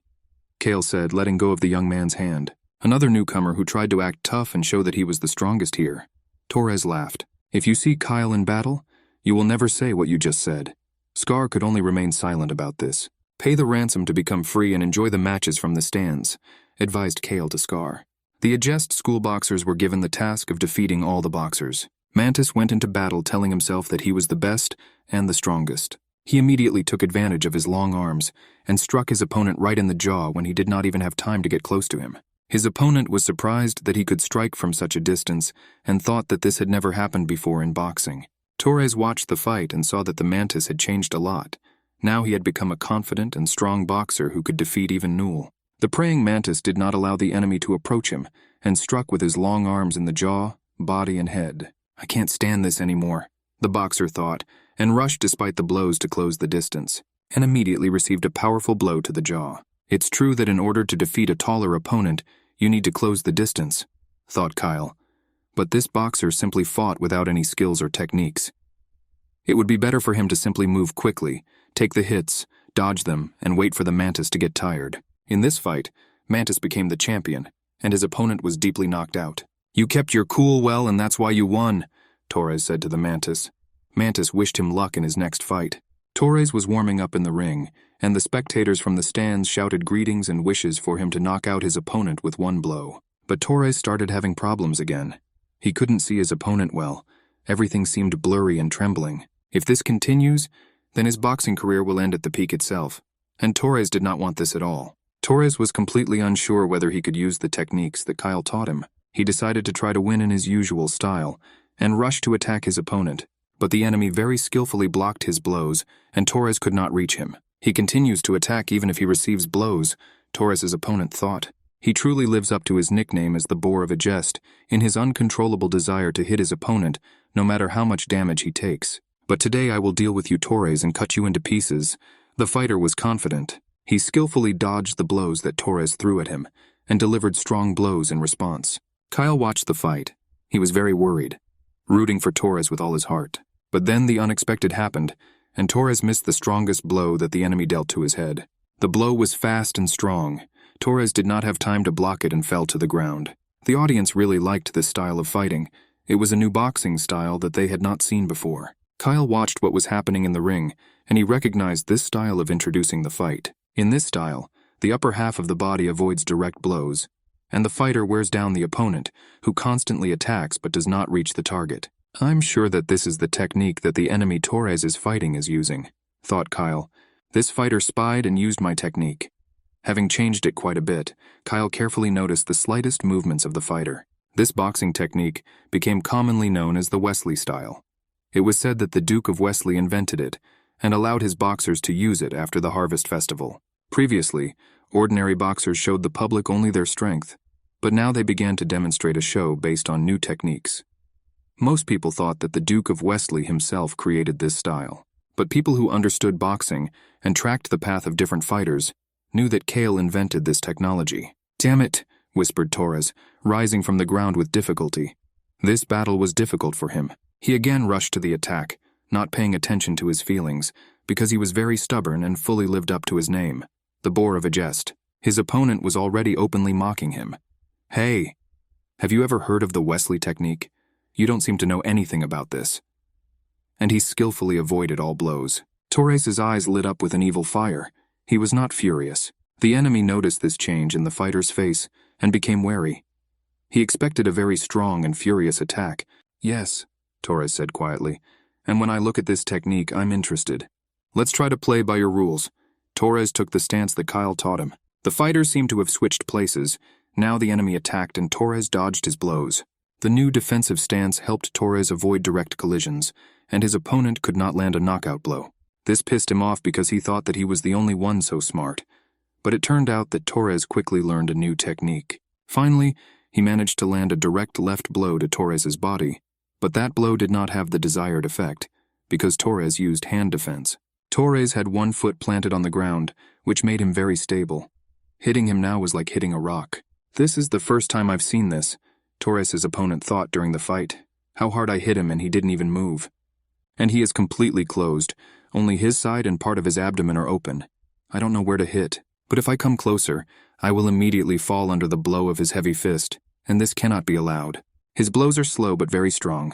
He can knock me down with one blow." At this time, Torres went on the attack and seemed to put all his strength into his left fist, which was moving into the enemy's body. Is he moving his main force? The opponent quickly made the necessary decision. I must block and not allow the blow to be missed. He immediately raised his hands to block the blow with his left. His body opened, and Torres delivered a devastating blow with his right hand. The left kick was a distraction, a trick. Not even a bull could have resisted such a blow, and Torres's opponent lost several teeth and fell to the ground of ring. The referee started counting. 10, 9, 8, but he could count for a very long time. The fighter was deeply knocked out. Torres is a champion. The spectators in the stands rejoiced. He won and proved that he is the strongest. Kyle looked at the fighter who was lying on the ground and thought that he was surprised when he learned that this style was called the Wesley style. However, he noted that boxers do not consider footwork a part of the fight. They barely move, mostly stand still and try to strike each other. On the other hand, Torres was able to change his usual fighting style, although Kyle taught him only one stance, defensive. Torres has very good boxing instincts and a bright future if he can regain his health. After the successful completion of the battle, the Baron's mood improved. "Ha ha," he exclaimed. "Count Joseph, did you think you could knock me down?" All the nobles and high society persons returned to support Baron Egest. "I'm amazed. I hope to see you again soon, dear Baron. This is a wonderful match, Baron Egest." They scattered compliments, and the Baron believed that his house was being reborn. However, the guests left and contact with them was again lost. The Baron wrote to them, but received no answer. All he could do was take out his anger on the servants and drink a lot of wine again. Finally, the Baron realized that none of them were going to help. They just came to watch a free boxing match, and that was the end of their communication with the Baron. "Bastards! They just came for a free show. I even renovated the mansion for them." The Baron could not find a place for himself with anger. "Guilt, bring me wine." The Baron drank every day because all his plans went to waste and he drowned his grief in wine. A few weeks later, on a cold winter evening in his workhouse, located on the edge of the forest, the chief among the lumberjacks was pondering his future and the future of the Baron's lands, and his thoughts were gloomy. Their lord, Baron Aegist, was not only a tyrant, but he really did not know how to manage his estate. No one could imagine that he really forced the knights to do all the housework, chop wood and repair the mansion, and they say that he failed with other nobles make no connections. At this time, his gloomy thoughts were interrupted by a knock on the door, and a familiar voice said, "Captain, I returned to continue my training." A smiling Kyle was standing on the threshold, and the cheerful wolf cub was jumping joyfully behind him. "Today is a religious holiday," the boss exclaimed. "Why don't you rest?" "I just like this job," Kyle laughed. I recognize this wolf. He has grown so much since the last time I saw him. Then he was a small, barely alive puppy. And what is his name?" "You can call Rovo. Although he is a wolf, he looks like a fat dog. When you complete your training, come back here," said the captain. "Then we can return to the estate together." Kale and his pet walked through the deep forest to where the young man usually trained. The forest thickened and became darker, and some huge gloomy silhouette appeared among the trees. This was the same bear who terrified the entire area, because he did not fall asleep for the winter like all the bears, but wandered around and thought about how to profit. Unaware of the danger, Kyle trained as usual, and thought that Torres and Kicho the mantis had become much stronger, and they were improving very quickly as boxers. Will he be able to box again, or should he accept the offer to become an instructor? Kyle struck more and more powerful blows to the tree. Suddenly he stopped training and listened to strange sounds coming from the forest. Rovo, who was sitting calmly and watching his owner's training, suddenly became nervous and growled towards the forest. Kyle looked in that direction but saw nothing, and ordered his wolf to be quieter so as not to interfere with his training. The black silhouette in the shadow of the trees did not move and carefully watched the man with the wolf. Kyle decided not to pay attention to what was happening in the forest and continued his studies. While practicing his strikes, he noted that he was still a little uncomfortable moving, and the leg injury was making itself felt. But he was gradually getting used to shifting his weight to his healthy leg. The blows became stronger and stronger. Kale worked with his arms and legs so that chips flew off the tree. The tree could not withstand such blows, and with the last blow of Kale's fist, he left a large dent in it. From this blow, Kyle's arm hurt greatly and he even bent over in pain. Rovo behaved very restlessly and listened all the time to what was happening in the forest. Kyle's arm hurt, and he thought that even if he doesn't load himself as much as possible, it's still an even greater load for his body. The wolf cub did not give Kyle rest, as if he wanted to tell him something, and whined pitifully. Kyle told his pet that he understood that something strange was happening, and looked carefully towards the forest. The bushes were moving, although there was no wind, and from the very beginning he felt someone's presence in the bushes, but tried not to pay attention to it. But suddenly Kayla's hair stood on end, and her eyes widened. What he saw greatly surprised him. The bear got tired of sitting in ambush, and he went out into the clearing and appeared before Kyle in all his glory. Kyle thought it was incredible. He is very strong, thought Kyle, but he doesn't look like an adult bear. He doesn't look very scary. Rather amazing. With my injured leg, it's impossible to escape from him, Kale thought tensely, wondering what he should do. Wolf cub Rovo fearlessly stood next to his master and growled loudly at the formidable enemy who came out of the forest. "You're great," Kyle turned to his pet. "You're better than me," and he himself thought that he regretted that he didn't take the axe with him.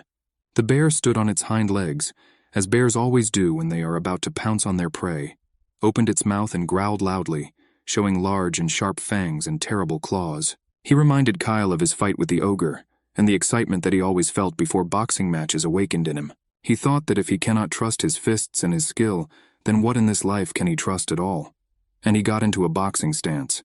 The bear did not test the man's patience for long, and attacked him with primitive fury. Kyle dodged the first paw blow, which could have killed a person as he usually did in the ring. Immediately taking advantage of the fact that the bear was open to a retaliatory attack, Kale struck him with a strong blow right in the tender and sensitive nose.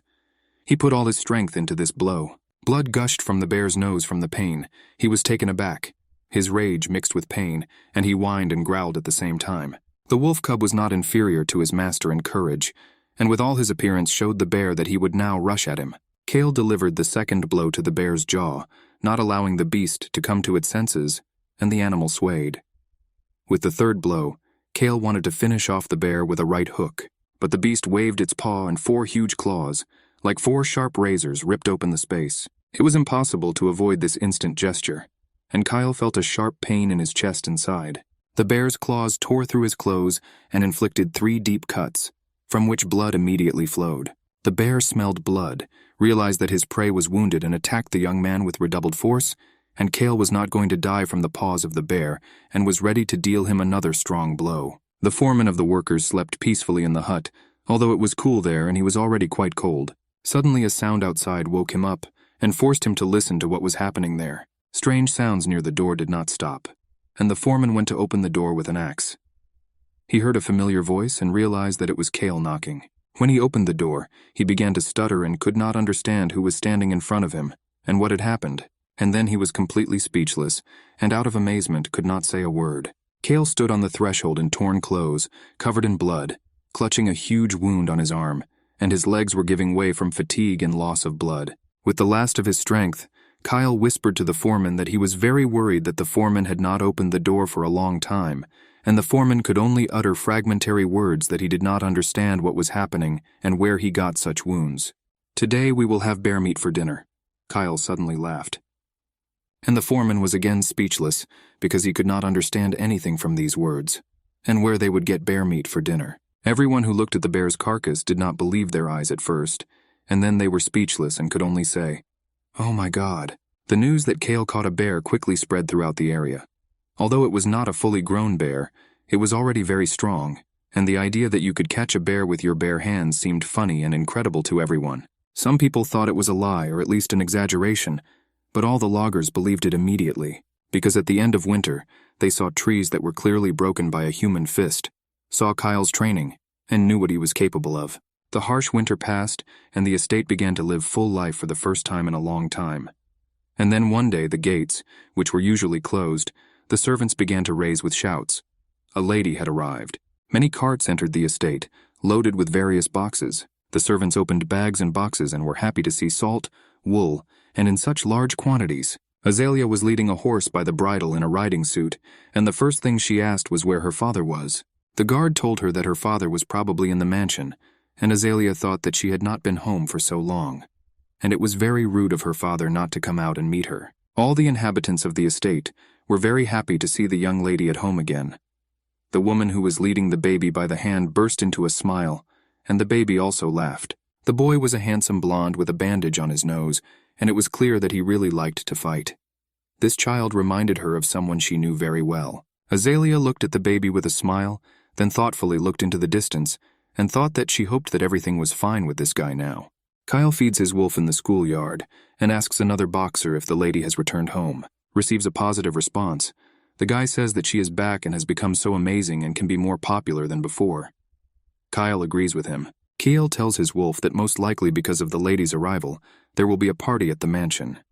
He is also glad that they will finally eat meat, because he has not eaten meat since he defeated the bear, but he cannot take the wolf with him, and he promises that he will definitely bring him something tasty. And now they are already at the table near the mansion in the summer kitchen, and Kyle stuffs his belly with meat and vegetables. At this time, a guard approaches Kyle and says that the lady called him to her place. Kyle entered the room and saw Azalea and her father at the festive table.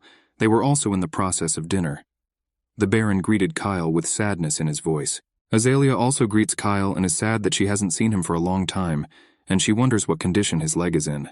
Kyle says that his leg is still the same, but he is used to it and copes quite well, and does not feel any discomfort. Azalea regrets that there is no way to help him with his leg, and still sympathizes. Azalea talked about how he got to the top and how Duke Joseph found out about it, and interfered with her in every possible way. The Baron was very angry.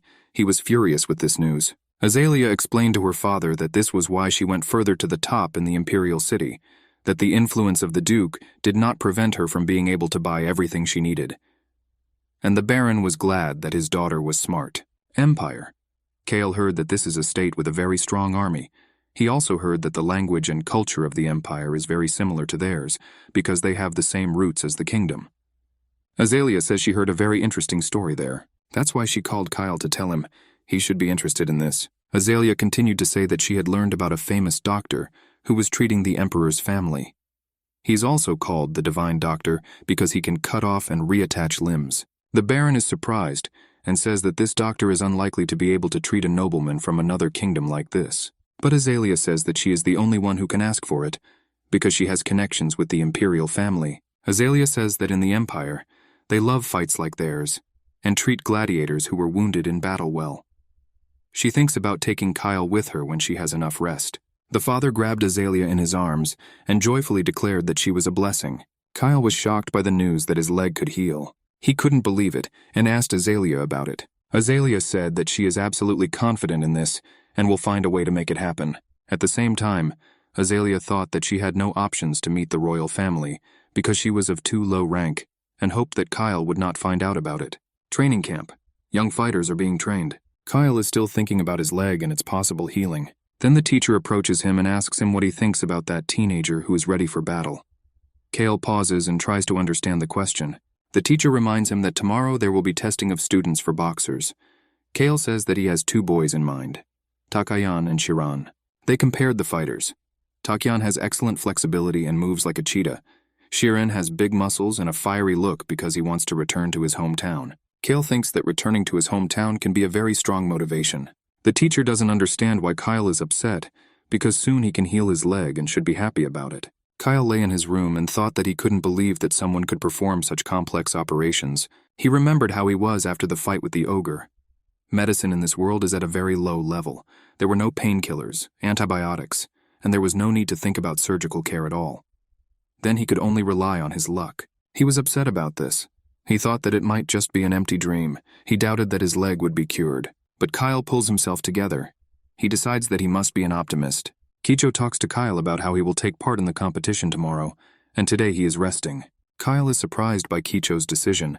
He cannot understand why Kicho is going to participate tomorrow and what he wants to achieve. But Kicho says that he just wants it because it's what he can do. And suddenly he asks Kayla if he will take part in this. Kyle did not answer him, and was left thinking about why he needed this. The next day, the start of the fight test. Torres, Kicho, and Kyle came to the test. This test is not just about who lost and who won. This test will show the only one who is worthy of becoming a real fighter. But no one knows about it. The student chooses an opponent by lot, and then fights with him. The choice fell on Kicho. Kicho was glad that he would be the first to start the test. Kicho begins to fight with a student with a fairly fast foot movement technique. Kicho sharply jumps up to the enemy, and due to the sharp jump and simultaneous blow, the enemy did not have time to react and missed the blow. Kyle understands that he can no longer compare with Torres and Kicho in strength. Kyle understands that he must become stronger. Now Kicho is analyzing the fight and thinking about how to act with his leg now. Next in line is Scar. The elder calls him for the draw. But Scar passes by and moves on to the fighters. Scar approaches Kyle and incites him to fight him. He tells Kyle that he won't avoid a fight over his leg. And it worked. Kyle accepts the challenge and agrees. The coach did not interfere with this and allowed this fight without a lot. The coach wondered how Kyle could fight with such a leg. Kyle stands up and asks why Scar chose him. Scar says that he was humiliated by Kyle and now wants to show how much stronger he has become. Kyle says that he will not avoid the fight. He just needs to bandage his hands. The fighters entered the ring and prepared for the fight. Scar couldn't understand why Kyle wrapped his fist completely. Before the start of the fight, Kyle asks Scar if he has trained his core and abs enough. Scar had heard of Kayla's nickname, the Ogre Slayer. He understood that Kyle not only has strong fists, he also uses good technique and brains. Shiram also counted on the fact that Kyle is half as weak because of his leg, and this is a chance for him. Scar made a sidekick, thinking that because of Kyle's leg he would not be able to rebound. But Kyle noticed with his lightning-fast reaction and didn't even think about jumping away. He stood in place like a rock. Kyle put out a block with his hand and ducked down. Scar realized that he was mistaken and was surprised by such a step. And here is the result. During a side blow, Scar opened his body and received a powerful blow to the stomach. The blow was so strong that Scar winced in pain. The rest of the fighters were surprised that Shiram opened up so frivolously and was left without protection. Torres was also surprised and decided that Kyle's fist had become very heavy. But how? Shiram fell to the ground, severe pain coursing through his body. The coach asked Shiram if he was okay. Shiram said that it looks like his ribs are broken. But Scar was not going to give up and thinks that this is just the beginning. Kyle wrapped his fist with a leather belt and cloth and thinks he did the right thing. His fist became heavier. Kale says that muscles are not enough to win. Shiram also said that the rumors about defeating the bear seemed to be true. Shiram decided that he could not lose to someone who could not fully use his leg. And then Scar realized that because of the broken ribs, his leg was also hard on him, and he too could not fully use it. Kyle noticed this and told Scar that now he also could not use his leg. Scar was furious. He had never heard that about Kyle. Other students cannot understand why he is standing still and shout at him to move. Sharam angrily shouts at them that he knows what to do. Scar began to move in a circle. Kyle took the center of the Jenga. Kyle began to carefully watch Scar's movements and caught the moment when Scar put his foot to lunge and realized that Scar was now attacking him. Scar threw a right hand again and hit Kyle in the head. He thought that he had got Kyle, and with such tactics he must continue. But the next blow did not reach the target and opened again left without protection. And now Kyle's fist is flying towards him. But Kyle's strike is much more powerful than Scar's, and if you miss such a strike you can hardly get tired on your feet. The Scar simply flew away from such a blow. Scar lay unconscious on the ground. It's unlikely he'll be able to get up. When Scar woke up, he started screaming that all the trainers had deceived him. He didn't know that Kyle was still so strong. The trainers said that no one had cheated him, and that for the last year Kyle had been using the old technique, and they had never seen Kyle have such a strong fist. Scar cannot understand what happened this winter, that Kyle was able to make such a strong fist. Now Scar thinks that Kyle is now like an ogre, even cooler, like a monster. Kyle himself did not expect that this would happen. Torres tells Kyle that he didn't expect him to change his technique. He sees that Kyle is now focusing on his strength.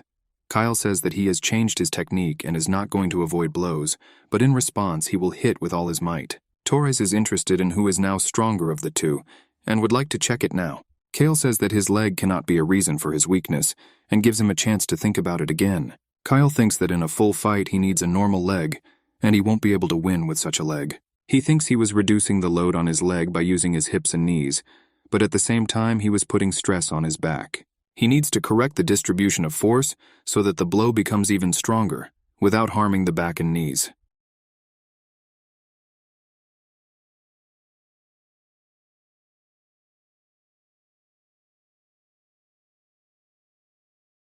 After the students finished their test, spring came. After resting a little, the mercenaries brought by the lady left the Baron's territory. They made a halt. Kyle watched them. A girl in military uniform saw Kyle, and thought that their mistress's favorite was handsome. Kale's face did not give him any advantage, because he was a slave. However, the girl didn't care. She just liked the face Kyle. What's bad about it? The girl introduced herself. Her name was Sullivan of the Sullivan Mercenary Group. She's the captain of these guys, and they're not bad guys. Kyle said his name. Sullivan had already heard about him. Was he the one who killed the bear? One of the soldiers called the captain to help set up the tent. Kyle volunteered to help, but Sullivan knew about his leg problems and refused. At this time, Azalea approached them and asked if they Kyle some important matters. She said that everyone knows about his problems, and to help the mercenaries, Kyle cannot. Kyle realized that Azalea was also involved in spreading information about his health. The girl said that they could not leave their inconvenience in the past, and told him to follow her and be prepared for what would happen next. Kyle widened his eyes in surprise. Azalea smiled and said that she and Kyle they will have dinner together. She took the guy with her. On the way, she said that all the mercenaries were very young. Most of them were teenagers, and the oldest was 20 years old. No group of mercenaries would follow a young girl like Azalea. In addition, they say that if a woman becomes a captain, it is unlucky. Kyle hotly denied this belief, but nothing could be done about this myth. Alicia had no choice but to team up with a group of mercenaries who found themselves in a similar situation. Nobody took them because they were too young. Kyle brought food, and Azalea insisted that he have dinner with her. The guy was very embarrassed by the need to have dinner with Alicia. The girl asked him why he fights with everyone. Kyle replied that like any other slave, to gain freedom. Azalea didn't believe it. The guy was not like other slaves. He could always run away or find himself in a better situation. Kyle, I couldn't find what to answer. Azalea continued that she didn't understand why. Kyle still wants to be a boxer. His life will not collapse if he gives up his wrestling career. If he had a choice between a healthy leg and freedom, which would he choose? Kyle, I didn't like the word if, which he directly stated. Then Azalea said that if he stopped treating his bad leg, she would persuade her father to let him go. Kyle to freedom. Kyle freedom was not needed. He just wanted to prove that he was the strongest and win one match after another. He prefers to have the weak boxers he beat lying in front of him than gold, silver, and jewelry. So he chooses the healthy leg. Azalea stopped this useless conversation. She got tired and left the tent. She went to bed thinking what a fool this guy is. When he loves someone in the future, it will be too late, because he spent his life fighting. Sullivan stopped Kyle and asked why he was so gloomy. She suggested that it was because of his leg, and reassured the guy that he needed to be patient just a little. Soon they will be heading to the free city of Corin. Kyle, I've never heard of this. This is a city without hereditary lords. It is a special trading area in which the lord is chosen by the people. Rich traders are paying huge sums for the election campaign. Buying, kidnapping, and killing members of rival families is common. The city is very pleasant. All the bad things happen behind the scenes. And outwardly, Karen is a very lively and beautiful city. Azalea was subject to security checks upon entering the city. The senior officer looked at her documents. Her stay was 7 days, but she could extend it at City Hall. Dog Kyle scared the guard. He mistook her for a wolf, but Kyle assured that it was a dog, probably a hybrid with a wolf. Wild animals were prohibited from being in the city. He told Robo to raise his voice, but he flatly refused to do so. Still, the guard let them through and Sullivan laughed. Kyle can lie like that and pass off a wolf as a dog. The guard made sure that everyone had left, and told the guard that people from the Adjust family had arrived in the city. The port city was very lively. There were many smiling people on the streets and the pier. Sullivan was very impressed by the smell of the sea, and Kyle at this time, I thought that he wanted sashimi and soju, Korean vodka. Suddenly the wind brought an announcement into his hands. Kyle started reading it. Sullivan happily said that the Korean boxing tournament was starting. Has his time already come? Boxers are usually paid to fight, but in tournaments, competitors pay an entry fee to participate. If the boxer wins, he gets big money. Sullivan loved watching boxing matches and wanted to go with Kyle. Their conversation was interrupted by loud screams.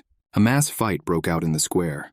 A group of soldiers surrounded a detachment of mercenaries, among whom was Azalea. Leonardo, chief of the Korean Guard, greeted Lady Azalea. He received a message that she was transporting contraband weapons. He asks the girl to come with him for just a minute. Azalea claimed that this was a false accusation. She was tested, and everything was fine. She refuses to go with Leonardo. The chief of the guard insisted that the girl go with him if she wanted everything to be peaceful. In the reception area of Karina's security, Leonardo said that the denunciation was false.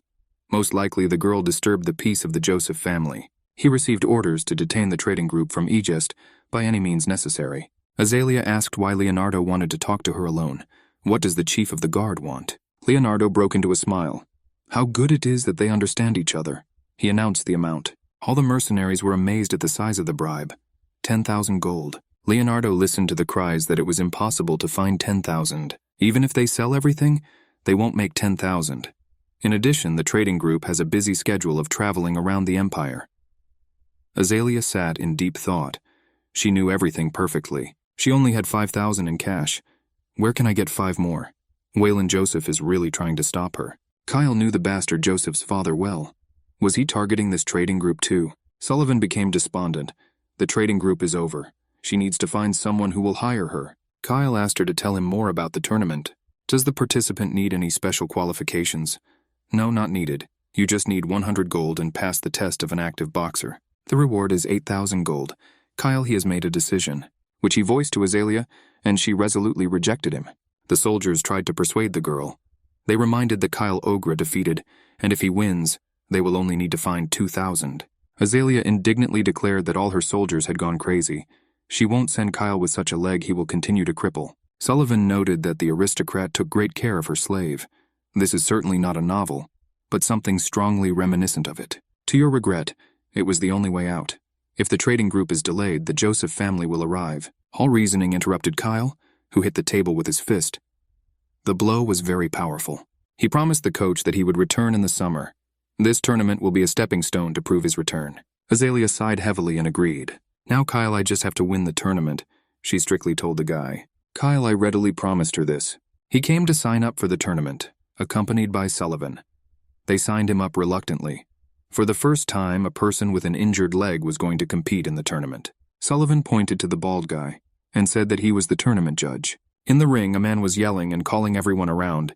He acted very self-confident. He shouted that instead of boxers, they sent him mama's boys who couldn't do anything. Sullivan screamed loudly that the bald man himself looked like a baby. Kyle didn't want a scandal and tried to distance himself from Sullivan, but she had already run away. The bald big man fixed his gaze on Kyle and ordered him to go to the ring. Kyle limped towards the ring. The spectators watched in amazement as he walked and did not understand what the disabled person was doing here. This place is only for tournament participants, and this one better disappear quickly. Kyle went up to the judge and showed his pass. He is also a participant and may be here. Baldy had a hard time digesting such news. What times have come? Now even boys who can barely walk want to participate in boxing matches. Let the guy climb into the ring. They will teach him a lesson. Kyle stood in the ring and clenched his fists tightly. His gaze did not bode well. Sullivan came out of hiding and watched what was happening. I wonder if the guy didn't lie, that he was the one Kyle who defeated Ogre. It's bad, of course, that she ran away. But if it's an ogre killer in front of her, then everything will be fine with him. She sat back and watched the fight. Kyle, you just need to win, that's all. Not even a few seconds had passed before the audience, including Sullivan, jumped in surprise. They could not even imagine this.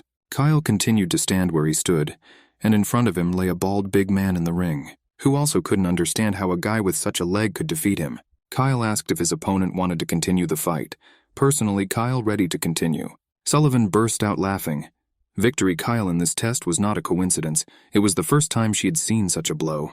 Kyle wasn't so optimistic. His opponent was careless, which is why he lost so easily. Sullivan believed that lowering an opponent's guard was also a skill, and Kyle magnificent. Suddenly she looked at Kyle. With my inner vision, I saw his aura and realized that the guy's aura was not at all similar to the aura of a slave. She was bright and dazzling. Now Sullivan understood why the noble lady fell in love with this guy. Falling asleep at night, Kyle, I thought that today's opponent was easy, because he only believed in his size and strength. The problem is Wistry's style. If opponents take advantage of his lack of mobility, it will become a problem. The next day after lunch, the start of the fighting was announced. A list of participants would be posted. Strong and trained fighters were ready to compete at the tournament. The training room stank very much of sweat. Azalea closes her nose. Kyle, I didn't understand why she followed him here. Sullivan also covered her nose and mouth with her hand. The draw has begun to determine the opponents for the first battles. Kyle pulled out the 4th number. His opponent was number 3. Sullivan explained to him that the tournament was different from regular fights. He will fight every day except for the women's bouts and the semi-finals. He should win 5 fights in a row, but what if he meets a strong opponent at the very beginning? Kyle. I realized that this would be a disadvantage due to the injuries received. Therefore, they draw lots so that no one can manipulate. Plus, there's a lot of money and a big prize going on behind the scenes. It's very similar to gambling. During their conversation, number 1 and number 2 were invited onto the stage. The 2 boxers were ready for a fight. They met their gazes and threw lightning bolts at each other. The situation was very tense. Numbers 3 and 4 were told to get ready. Boxer number 3 raised his number and looked for his opponent. Sullivan noted that the guy looked like an amateur boxer. Number 3, Spyron, and number 4. Kyle stood face to face. Spyron was taller and more powerful Kyle. He greeted his opponent, extended his hand and offered him a good fight. Spyron seemed very friendly. Kyle shook hands with Spyron to the mocking cries of the spectators that the fight would be between a botanist and a disabled person. 2 weaklings against each other. When Spyron left, Sullivan suggested that perhaps he came from a wealthy family and simply wanted to test his skills, which is why he entered the tournament. Kyle, I thought that Spyron's hand did not look rough. Perhaps he really is an amateur boxer. Sullivan was glad that the first opponent Kyle easy. The guy just needs to beat him good. Aristocrats are so nasty. Kyle knew very well how nasty aristocrats can be. Sullivan took out a bag full of money and asked the soldiers if they believed in her. The mercenaries assumed that she decided to pay them a salary, and they liked this idea. Sullivan stunned them by telling them that all this money, half a year's salary for the entire squad, she would bet on victory Kyle. The soldiers' indignation knew no bounds. No matter how you fight Kyle in the past, but now he has such problems with his leg. Sullivan persuaded her subordinates that she had never deceived them in the past, and that all her plans had been successful. And her gut tells her that now is the right time to do what she is about to do. One of the soldiers raised his hand and agreed with Sullivan. If not for the captain, he would not have survived as a mercenary. After this, many raised their hands and agreed. Azalea watched the meeting of mercenaries from behind the wall. She was very interested in what they were going to do. The tournament began in the morning. The first stage consisted of 32 rounds. The stands were filled with spectators. In the ring, a pair of huge boxers exchanged furious blows. One of them missed him straight in the jaw. Kyle watched the fights and clearly saw that the level of the tournament participants was higher than he expected. For example, a fighter who is fighting now is going to block the enemy's view, and as soon as he succeeds, he will hit the blind spot. In modern boxing and a past life, Kyle, this was the basics that all boxers knew. But here, this kind of fighting is unusual. Apparently, this is a very experienced boxer. Kyle thought about it. In the ring, everything happened as predicted Kyle. The boxer was hit in the face and fell. The judge announced the winner. Contestant number 2. In the stands, the spectators were divided in opinion. Some were rooting for the winner. Others were angry because they had lost money, which they bet on another opponent. The noise of the crowd was not Kyle concentrate. There was no time left. His number 4 was called into the ring. He came out limping, and his appearance was not at all threatening. The audience wondered, will this guy die before the fight starts? How did he decide to fight with such injuries? Spirin promised him not to look down on him, even if he Kyle not okay. Kyle thought gloomily that if his opponent was truly an aristocrat, then by hitting him hard Kyle, there will be problems. He decided to defeat his opponent carefully, with a blow to the chin. Kyle took a fighting stance. Kyle. Before he could attack, the enemy quickly closed the distance and delivered a direct blow to the face. The blow reached its target. Kyle didn't have time to dodge. At the same time, the opponent carried out a series of blows and quickly rebounded. Kyle, I decided that I needed to defend myself first and placed a block. But the boxer's fist easily penetrated his defense. Kyle missed another blow and the enemy quickly jumped back. Kyle checked a counterattack, but Spirin easily dodged. He quickly jumped back and managed to mockingly shout that his fist style very scary and strong. The opponent's style appeared Kyle very familiar. This was Vistri's style. His opponent confirmed that he had been to the estate of the Duke of Vistri and studied this style. It was the style that invented Kyle, and he knew him very well. His opponent took advantage of the fact that Kyle didn't take him seriously. Now the guy has become more serious. The enemy dodged the blow Kyle. I slipped under his arm and struck him in the side. Kyle, I had seen Torres fight before, and now I was sure. That Vistri style doesn't have perfect footwork. The force with which the foot rests on the ground is not ideally transferred to the fist. A fist without strength is a big problem, because muscles alone cannot inflict a serious blow on the enemy.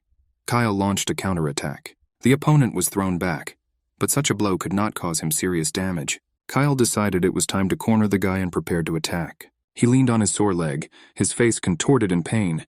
He needed to finish the boxer with one blow. Instantly, he closed the distance and found himself next to his opponent. He couldn't believe his eyes. Kyle quickly delivered a strong blow to the enemy's body and knocked all the air out of him. The leg the opponent was leaning on Kyle couldn't stand it, and the bone cracked. He fell on his injured leg. Rage and bewilderment were visible on his face. He didn't understand how that bastard could get him. Kyle stepped on his bad foot, and his fist was already flying towards his opponent's chin. There was no way to evade such a blow. The fight was over. The boxers watched the fight. It was a discovery for them that this lame kid turned out to be a good fighter. He defeated the one who mastered the Vistri style. Kyle was walking to his place when someone's scream made him turn around. His opponent stood on the threshold and shouted that it was dishonorable to win in this way. The rest of the boxers listened to the scandal with interest. One of them was indignant that a noble son dared to talk to a boxer in such a tone. He reminded that the ring is a place for fighting, and there is no point in complaining about someone stepping on someone else's foot. The bastard here won't surprise anyone. The guy couldn't find an answer to this. Kyle, I've experienced much worse in my life. His eyes were filled with sand, his arm was nearly torn off, and his leg was crippled. If a fighter is not experienced enough, he will think it is cheating. Time was before in Kyle. He put his hand on Spirin's shoulder and suggested they go out to talk. In the courtyard, Spirin asked why Kyle brought him out. Does he really want to fight again? If they fought on the street, the enemy Kyle would already be dead, and Kyle informed him about this. Spirin responded manfully that the boxer Vistri recognized his skills. Kyle replied that he also recognized the guy's skills, but he studied them incorrectly. Spirin froze in bewilderment. What do you mean? Wrong. Kyle explained that moving quickly does not mean doing it correctly. The way Spirin moves suggests that he will get tired first. Kyle showed the guy the correct stance, and he added that he needs to use his leg strength to strike. Spirin put his feet in the correct position, and he carried out a quick blow, which turned out to be much stronger and faster than before. Kyle said the guy had to repeat it over and over again. It's hard to make a strong punch using only upper body strength. Spirin warmly thanked his opponent. Turns out he's a great guy. They said goodbye on the most friendly note. Spirin wished Kyle victory. As he left, Spirin remembered that he had already heard the name somewhere Kyle, but I couldn't remember where. 2 days later, Azalea and Sullivan watched as Kyle leaves the ring. Azalea was speechless. Opponent Kyle in this match was not weak at all, and Kyle looked very shabby. But nevertheless, he won. He was glad that everyone was tired from the previous battle. Azalea thought bitterly that Kyle suffered greatly again. They overheard 2 spectators talking about how they could have won if it weren't for the lame kid. The girl said in unison, Kyle, so that he does not listen to angry losing people. His main task now is to keep an eye on his next opponent, who was the boxer Jurek. He was a slave from the western desert and was famous for smashing his rivals. Kyle and the girls watched the fight from the stands. Sullivan told Azalea that Eureka could become a free citizen if she drew such a crowd as a boxer. Azalea was surprised why he doesn't become free, but continues to box. The answer was that he enjoyed his ability to beat people up. At this time, Eureka in the ring was enjoying the fight and egging on his opponent. His opponent was thrown off balance by Jureki's brazen behavior. He struck him directly in the head. Despite the blood that poured from his mouth, Eureka continued to laugh. He responded with a counterattack, and the enemy also received heavy damage. Both fighters exchanged blows at close range. Finally, Jureki's opponent jumped back and saw that despite hitting his opponent several times, he didn't even move and was ready to continue the fight. Eureka seemed to be forged from iron and immortal. The boxer decided to give up, but did not have time to finish his sentence. It was like Jureki's fist slammed into his face, drowning out all his words. Eureka brought his face closer to his. He wasn't going to let his opponent leave the ring so easily. The referee shouted that the opponent was giving up, but Eureka did not listen to anyone and continued to strike. After the boxer was knocked out deeply, Eureka said he simply didn't hear anything. The judge announced the winner, number 8, Jurek. The second boxer was taken away on a stretcher. Kyle, I watched what was happening carefully. The girls anxiously asked the guy if he could win. Kyle, he didn't think he would lose, but something made him think. Kyle concluded that Eureka lacks skills, but is very strong physically. There was nothing special about Jurek like Ogre, for example, but there was something about him that made him wary. Kyle. 2 days later, the 4th round of the tournament was underway. The stands cheered Eureka and waited for the fight to begin. They shouted for Eureka to push and finish his opponent. The mercenaries waited silently with Azalea and Sullivan. Azalea was upset that everyone was supporting Eureka. This will give him an advantage. Sullivan reassured her that Kyle, I'm not one of those who would be upset by such an atmosphere. Sullivan bet on Kyle everything they had.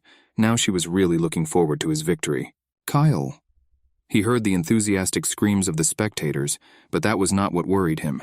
He knew that instead of randomly striking his opponent, Eureka preferred to strike at vital points. The judge announced the start of the semi-final, which everyone had been waiting for. Jurek and Kyle walked out to the middle of the ring and made eye contact. Eureka looked at Kyle with excellence. He mocked the guy and laughed loudly. He laughed and doubled over. Kyle silently watched the antics of the enemy. Suddenly, Eureka struck with lightning speed Kyle to the head. But Kyle. He quickly dodged, and the blow did not reach the target. Eureka broke the rules. He started the fight before the referee gave the command. Eureka appreciated the speed of the enemy's movement. The referee issued Eureka a warning for violating the rules. If he violates them again, he will be disqualified. Eureka paid no attention to the judge. If the audience does not notice his hooliganism, then everything will be fine. Kyle prepared for battle. He was sure that such an aggressive boxer as Eureka would definitely attack first. Eureka struck Kyle, dodged, slipped under his arm, hit him in the stomach, and then struck his opponent in the face. The blow was crushing. Blood gushed from Eureka's mouth. He doubled over in pain, and then he fell into the ring with a loud crash. Kyle remained standing over the enemy's body. This was his strongest blow.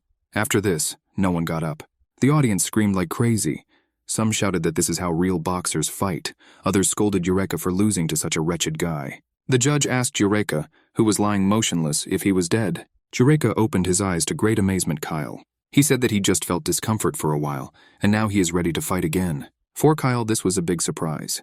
He was sure that after his blow, his opponent would not get up again. The guy took a fighting stance and warned the enemy that he needed to dodge better. After the second blow, he will not be able to get up. Eureka cursed dirtily and replied that the blow he missed was no worse than tickling. The fighters began to move around the ring. Kyle noted that Jureki's fighting style has not changed. He moves as before. If Kyle will hit him in the stomach again, he will fall because he will be shocked. But Kyle, I didn't want to kill anyone with my fist, and he decided to conduct the reception carefully. At first, he deliberately set himself up for Eureka and opened up. Eureka raised his fist. Kyle put a block. The enemy's blow was so strong that Kyle barely managed to dodge. He slipped under the arm again, but did not have time to deliver his blow to the stomach. He had to jump back to close the distance. If he hadn't managed to dodge, Eureka would have killed him with one blow. Now Kyle understood why the previous boxer lost hope and decided to give up. Eureka was very strong, stronger than he thought. Kyle. Things were taking a bad turn. Now Kyle was ready to give up his reluctance to kill opponents with his fist and was about to finish off Eureka. Eureka also really wanted to kill the kid who almost knocked him out. Kyle again dodged a powerful blow, and he slammed his fist into his opponent's stomach. He felt his opponent's ribs crack. Eureka laughed instead of screaming in pain. He didn't even feel the damage, and approached Kyle. This time Kyle could not do anything, and the opponent's blow hit him in the face. Kyle, I was sure that Jureki had broken ribs, but nevertheless he remained very dangerous. Jurek hit again Kyle and advised him to just die. Kyle put a block out of his hands. Jureka broke his block and the blows rained down one after another. He went into a rage and shouted that he was invincible. Kyle noticed that the enemy opened up and immediately launched a counterpunch to the stomach. Jureka spat blood from his mouth into his eyes. Kyle. The guy was temporarily blind. He could not see the enemy's fist rushing towards his face. Neither block nor dodge properly. Kyle could not. He could only tilt his head. He flew to the far end of the ring. Jureka was triumphant. The spectators cheered the boxer and shouted for him to finally finish off his opponent. Sullivan and Azalea were in tense silence. Sullivan tried to cheer herself up, but she was having trouble doing it. Kyle lay motionless in the ring. He continued to analyze the fight and saw that his opponent finished by punching his opponent in the chin, just like last time. Fortunately, Kyle bowed his head and dodged. At this time, Jureka was raging in the ring and yelling that he had an immortal body, and he is different from those whose bodies are crippled. Kyle rose to his feet and said, wiping the blood from his eyes, that Jureka's body was already broken in several places, and he doesn't have any immortal body, that Kyle and will prove it when he finishes him off. Kyle abandoned all planned strategies for this fight. He stood in front of his opponent and clenched his fists tightly. Leaning on his leg, he decided to simply hit Jureka with all his might. He needed to keep his leg from cramping. He raised his fist. His opponent was sure that no tactic would work against him. Kyle carried out a blow and grabbed the opponent's hand, which was against the rules. Thus, he prevented him from counterattacking. Jureka didn't understand what happened at first. This little brat took him by the hand and did it so quickly that the spectators did not notice anything. Kyle struck another blow to the enemy, who dodged. Leg Kyle gave distress signals, but the guy did not pay attention to it. He only leaned harder on her. Another blow. Face Kyle distorted when he performed this technique. Jureka fired a monstrous blow into the stomach. Blood poured out of his mouth again. Kyle jumped back to a safe distance and looked at his opponent. Jureka grinned through his bloody mouth. He understood the boxer's weak point, his leg. This is how he needs to act. He clenched his fist. To the loud roar of the spectators in the stands, he walked towards his opponent, continuing to laugh. Kyle was waiting for the attack. His face was inscrutable, but his leg pain was already unbearable. Still laughing, Jureka approached the guy. He did not take a fighting stance and did not block.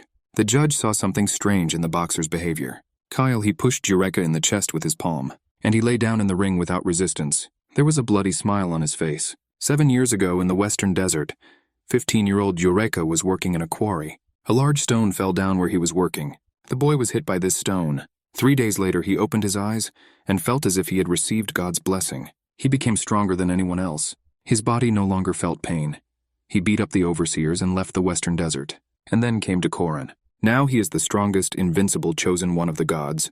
The strongest chosen one of the gods lay in the ring, and the judge felt his pulse. After a few seconds, he announced that Jureka could not continue the fight. The winner is Kalli.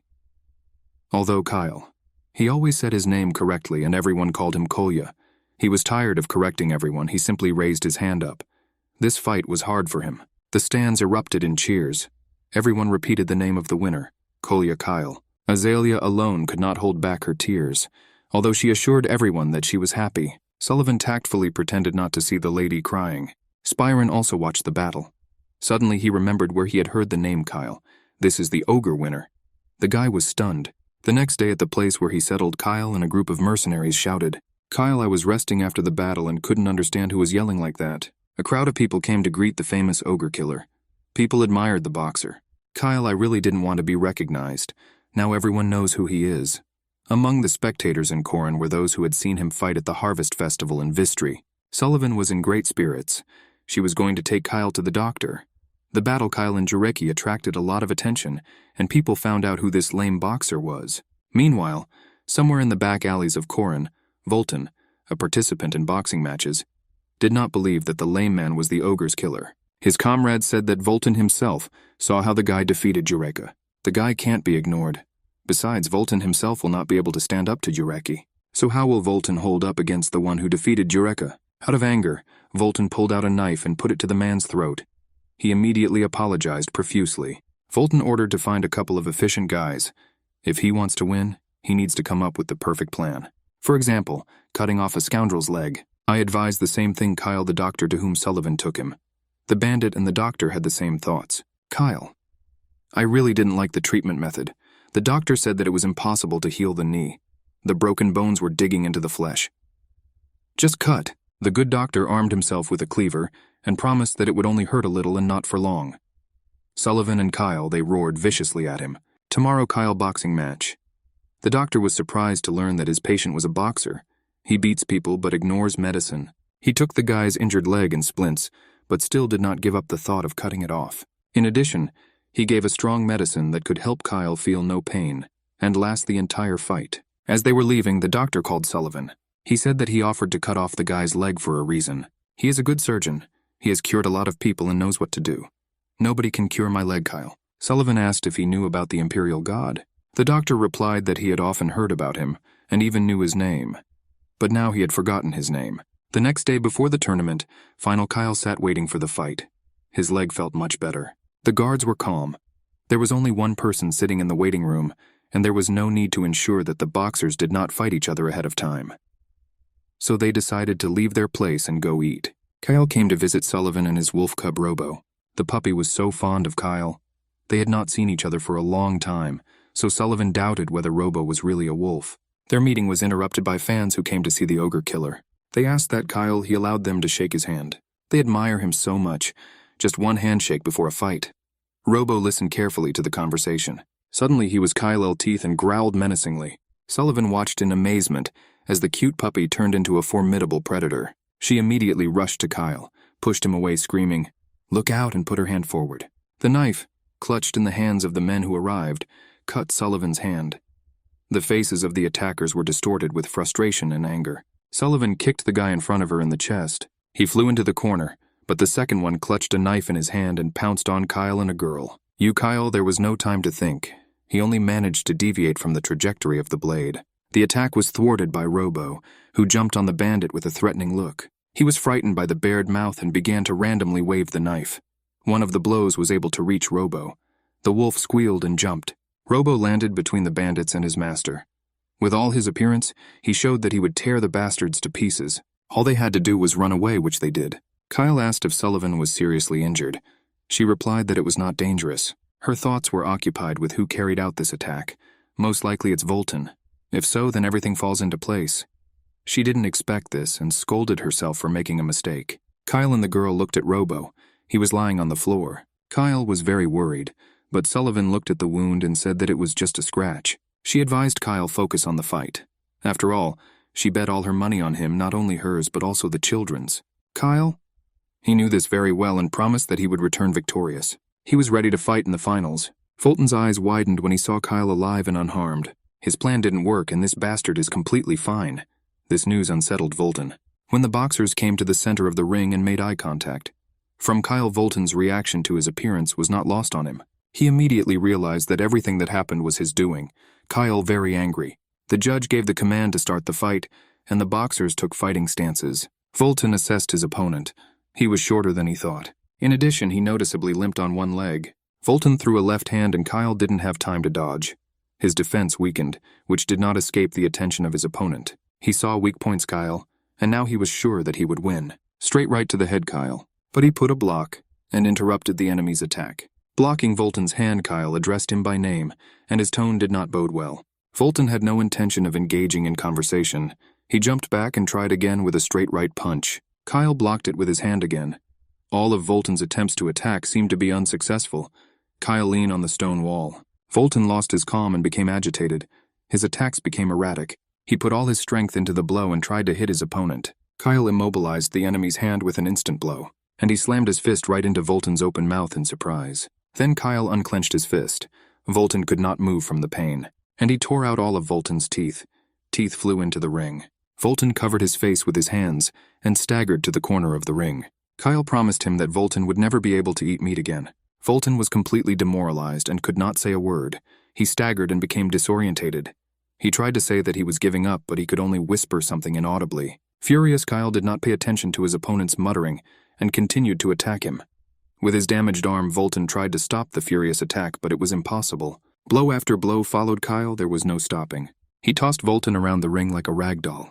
For a long time, the spectators looked with bewilderment, and then with horror, at the carnage that took place in the ring. The stands were silent. The judge looked at Volton, who was lying in the ring, deeply knocked out. All he had to do was announce the winner. "Wins Kyle!" The audience burst into cheers. Kyle stood in the ring as the winner of the tournament.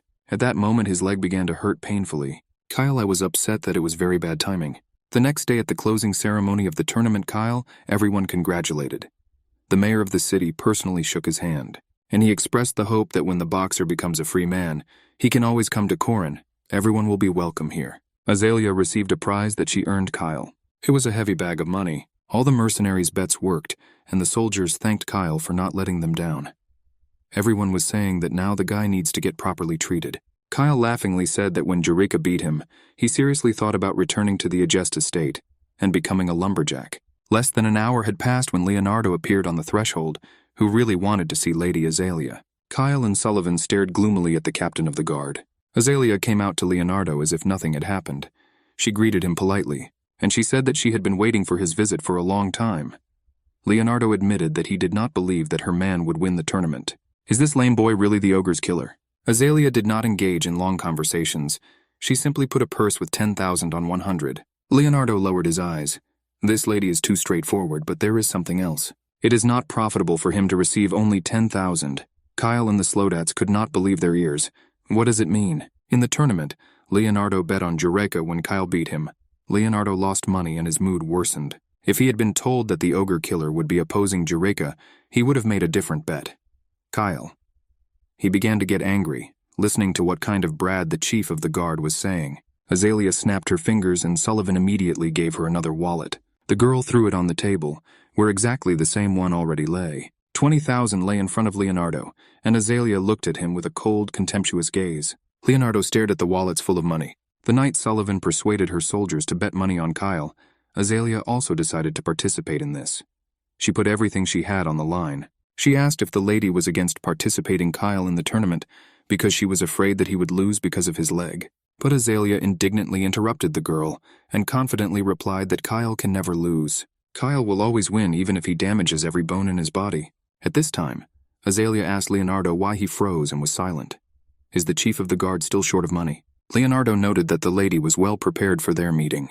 He reached out and took a few coins from the wallet, declaring that this was enough. Confusion flashed across the girl's face, and the commander of the battle ordered his soldiers to seize and arrest all of Lady Azalea's people. The door to the room opened, and a familiar voice said that it was glad to see you again, Kyle. Spyron stood in front of them, dressed like an aristocrat. He turned to Leonardo and said that now he would turn a blind eye to his tricks. As head of the guard, Leonardo was only supposed to work for Korin. If one day Uncle Spyron received not very pleasant information, then Leonardo knew perfectly well what would happen. Sullivan had long known that Spyron was a nobleman. Spyron suggested that he was too neat and nice for a boxer. He was curious why the slugger, a boxer who favors punches like hooks and uppercuts but is inactive, was fighting here even though his leg was injured. Spyron used an alias to participate in the tournament to find out everything. His name is actually Lorfen Corey. His uncle is the current head of Korin. The soldiers knew that the Koran family was the largest family, one of those who founded the city of Korin.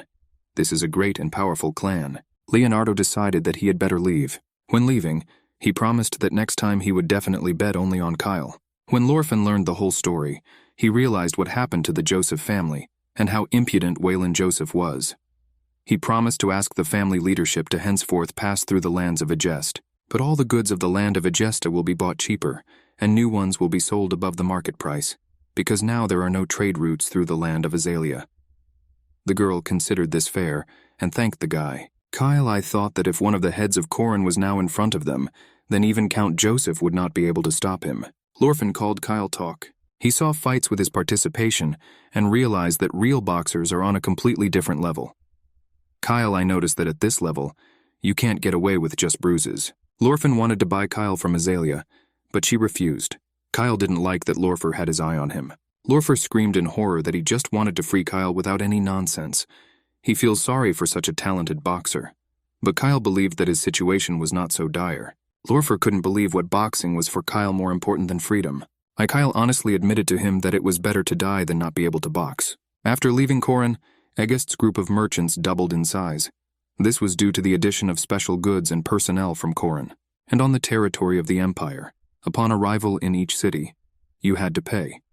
Soon they were to arrive in the capital of the empire, Macedonia. The capital of the Macedonian Empire was a large and beautiful city. Sullivan admired that all the roads were paved with stone. Kyle, the capital, was reminiscent of ancient Rome. There were shouts nearby for everyone to give way to the Imperial Army. Soldiers in shining armor marched along the road. Sullivan said she is always surprised by how huge the Imperial Army is. Kyle asked her when she was here. After their squad arrived at Azalea, they met robbers on the road. There were too many of them, and the detachment was in danger of death. They were rescued by the Imperial Army led by the prince. It was thanks to him that Sullivan met the sage. Kyle, it didn't matter which sage Sullivan met, but the mention of the prince offended him unpleasantly. At the entrance to the city gates, Azalea handed the guard a letter with a request to deliver it to the third prince Iskander, and she ordered Kyle come to her when they get up for the night. Kyle, I did so. In the evening, he came to Azalea's room. She told him that the prince would arrive here soon. Kyle, they need to heal their leg. That's why they came all this way. Azalea was firm in her decision. Whatever Iskander does, whatever he says, it doesn't matter what happens to Azalea herself. Kyle should not interfere. Out of indignation, Kyle jumped up and screamed. What is the girl even talking about? It is impossible to convince the Imperial family to cure someone like him without proper payment. Fury Kyle, there was no limit. What did Azalea promise in exchange for his treatment? There was a knock on the door, and Azalea stood up to meet the prince. But Kyle. He stopped her abruptly, placing his hand on her shoulder. It was very rude. Azalea threw her hand away Kyle from her shoulder and went to the door. She greeted the prince courteously. Kyle stood behind her like a dark shadow. The prince arrived as soon as he heard the news of her arrival. Although their meeting was momentary, he never forgot about Lady Azalea. Kyle noted that the third prince of the empire looked more like a fighter than an aristocrat. At this time, the prince turned to Kyle, noted that he had a tense expression on his face, and asked if he wanted to shit. Kyle, I realized that the prince was stupid. Azalea recalled that in the letter she talked about Kyle. The prince remembered what happened and said this Kyle, that he has a good reputation in the kingdom. He ordered the guards to take the guests to the imperial palace, and he himself went first to create a hospitable environment. He cannot allow his woman to live in such a terrible place. Kyle, I went nuts when I heard the prince call Azalea his woman. In the carriage, Azalea told Kyle that the prince told her that it was love at first sight and asked how she felt about it. Sullivan acidly noted that if the daughter of a small-town baron became the prince's concubine, it would be a political success. Does Baron Agest himself know about this? Azalea replied that Dad doesn't know yet, otherwise he would have a fit of joy. When everything is decided, she will inform him. Kyle, I thought gloomily that it was all because of him. All this is happening because of his stupid leg. Meanwhile, the prince's assistant expressed doubts that His Highness should take a woman from the kingdom as a concubine. The prince firmly ordered him to talk about politics only with his older brothers. He fell in love at first sight. This is a unique woman who faces difficulties without fear and solves her problems. And here's the guy, Kyle. The prince doesn't like it at all. He looked at him with a wolfish gaze, but an agreement is an agreement. The prince asked the assistant, "Where is the sage now?" The sage went to the western workshop with the first prince. To meet with courtiers, Kyle dressed him up in clothes that were unusual for him. Sullivan noted that he was very handsome. Relationships with people like Kyle vary depending on the country. It's good that experienced fighters are valued in the capital of the empire. Azalea sat next to the prince and Kyle. I didn't like it at all. Sullivan advised him to slow down. It's the lady's choice, huh, Kyle? He missed the opportunity he had. She's been watching him for 2 months and knows what she's talking about. Kyle replied that now everything doesn't matter anymore. The territory of Agest will be restored and everything will improve with trade. At this time, the prince continuously drank wine from large goblets, quite tipsy. He asked Azalea, "Is it true that Kyle very experienced boxer?" She replied that he was having problems with his leg right now, but in general, yes. Then the prince decided to add excitement to the banquet and loudly called Kyle. He shouted that his servants also knew how to fight, and wouldn't the guy want to relax and fight with them? Azalea recalled that Kyle wounded, but the prince replied that he could not move and fight with only his hands. Are his hands okay? If his fighter loses, he will be expelled from the knights. The knight was not at all happy about this. The prince demanded that Kyle showed what he is capable of. In Kyle, anger seethed, but he could not say anything. All he could do now was fight. He walked into the center of the hall under the curious glances of the aristocrats. His opponent appreciated the guy. Young but looks experienced. The conditions were simple. If Kyle falls or takes a step back first, he loses. Kyle understood that if he extended his fist, he would immediately be within reach of the enemy. His opponent also understood that if he swung, he would open up. The prince announced the start of the duel. He was so drunk that he could not hold the glass of wine in his hand, and it fell to the floor and broke. Opponent Kyle threw a right punch, but Kyle dodged. Counterattack Kyle came across a block that the boxer put up. His hand immediately went numb, and he was amazed at how powerful this guy was to strike at close range. The opponents exchanged blows and dodged them. Kyle saw that his opponent was about to hit with his left. At the same moment, the guy dodged and delivered an attacking blow to the enemy's body. He felt his opponent's ribs crush under his fist. He could not withstand the blow and dropped to one knee. Whispers of surprise rang through the audience. Victory is for the boxer. Is he really faster and stronger? The prince thought gloomily. Normally he would have congratulated the winner without hesitation, but he didn't like either Kyle nor his nickname, Slegger. He saw that Azalea was reacting violently to the fight and began to suspect that there was something there. He said that the entertainment was over for today and everyone could be free. He put his arm around Azalea's shoulders and invited everyone to the ceremony that would soon take place. Drunk Prince Sheo along the castle corridor, he somehow didn't feel that Azalea was now his woman. He decided to talk to her directly and knocked on the girl's bedroom door. Azalea opened it and saw a completely drunk prince. He began to tell her about what he did not have time to say at the banquet. Azalea really didn't like the atmosphere that was created. She didn't want to spend the night with the prince yet. Kyle will not leave the empire. The prince took out a bottle of wine and offered to talk. Azalea asked what kind of person the sage was. Iskander responded with delight that he was an amazing person. He understands not only medicine, but also other sciences. He is a close friend of His Majesty, and also the guardian of the first Prince Philip, Iskander's brother. Even though he is an old man, he still invents new things. Azalea found this surprising. If he has such skills, he will definitely be able to heal his injured leg. The prince's jaw dropped at these words. He realized what was happening and became gloomy. She's so worried about Kyle. The prince jumped up in rage, and his fist smashed through the wall next to Azalea's head, after which he realized that he had done something wrong and asked for forgiveness for losing his temper. He touched the girl's face and promised that he would make her forget about Kyle. The expression on his face did not promise anything good. Azalea didn't say anything, but the thought of spending her entire life with this aggressive idiot filled her with fear and disgust. She screamed at the top of her lungs and called for help. Kyle, who appeared with lightning speed and lowered a heavy chair on the prince's head, screaming for the bastard to get his dirty paws off Azalea. When the prince walks down the corridor, Kyle noticed him and decided to see where he was going. He saw the prince knocking on the door of Azalin's room. He remained in the corridor and thought about the girl. Then he decided that it was none of his business and was about to leave, when he suddenly heard Azalea scream. Kyle grabbed the prince like a fighting dog. The prince screamed in pain and surprise. Azalea didn't understand what was happening at all. The prince was able to throw away Kyle against the wall and grabbed his head. He was so drunk that he couldn't understand what was going on. Kyle, armed with a chair leg, he attacked him again. He shouted that the prince did not dare threaten the girl. Iskander had no idea who was threatening whom. Is this guy crazy? He glanced at Azalea, who was sitting exhausted against the wall. Understanding of the situation flashed across his face. Grabbing a piece of a chair in his hands, the prince went to Kyle's attack. Kyle. He was waiting for his opponent and had no intention of retreating. He knocked a piece of the chair out of the prince's hands and slammed his fist into his face. The prince finally sobered up. A fight started. Kyle struck his opponent without stopping. The prince started bleeding from his mouth. He contrived and kicked his bad leg. Kyle. The guy could not stay on his feet and flew to the opposite wall. The prince was incredibly strong, and Kyle took this into account. With a roar that Azalea was now his woman, and he could do whatever he wanted, Iskander rushed at Kyle. Kyle, I decided not to rush and get it all over with as soon as possible. His target is the prince's chin. You need to use dexterity, not strength. Kyle leaned back slightly. The prince raised his head and fist Kyle hit him right in the chin. The prince's head fell back and he began to fall. But it was a feint. Iskander grabbed his hand Kyle in a grip, and he began to twist her in a painful hold. The guy's joints could not withstand such force. Kyle tried to strike the enemy with his other hand, but could not penetrate the armor of the press. The pain in his blocked arm was becoming unbearable. If the prince continues, he will break the guy's arm. At this moment, the prince's grip weakened, and Kyle looked around in surprise. Iskander let go of the guy and held his head. He saw Azalea standing behind him with a candlestick in her hands.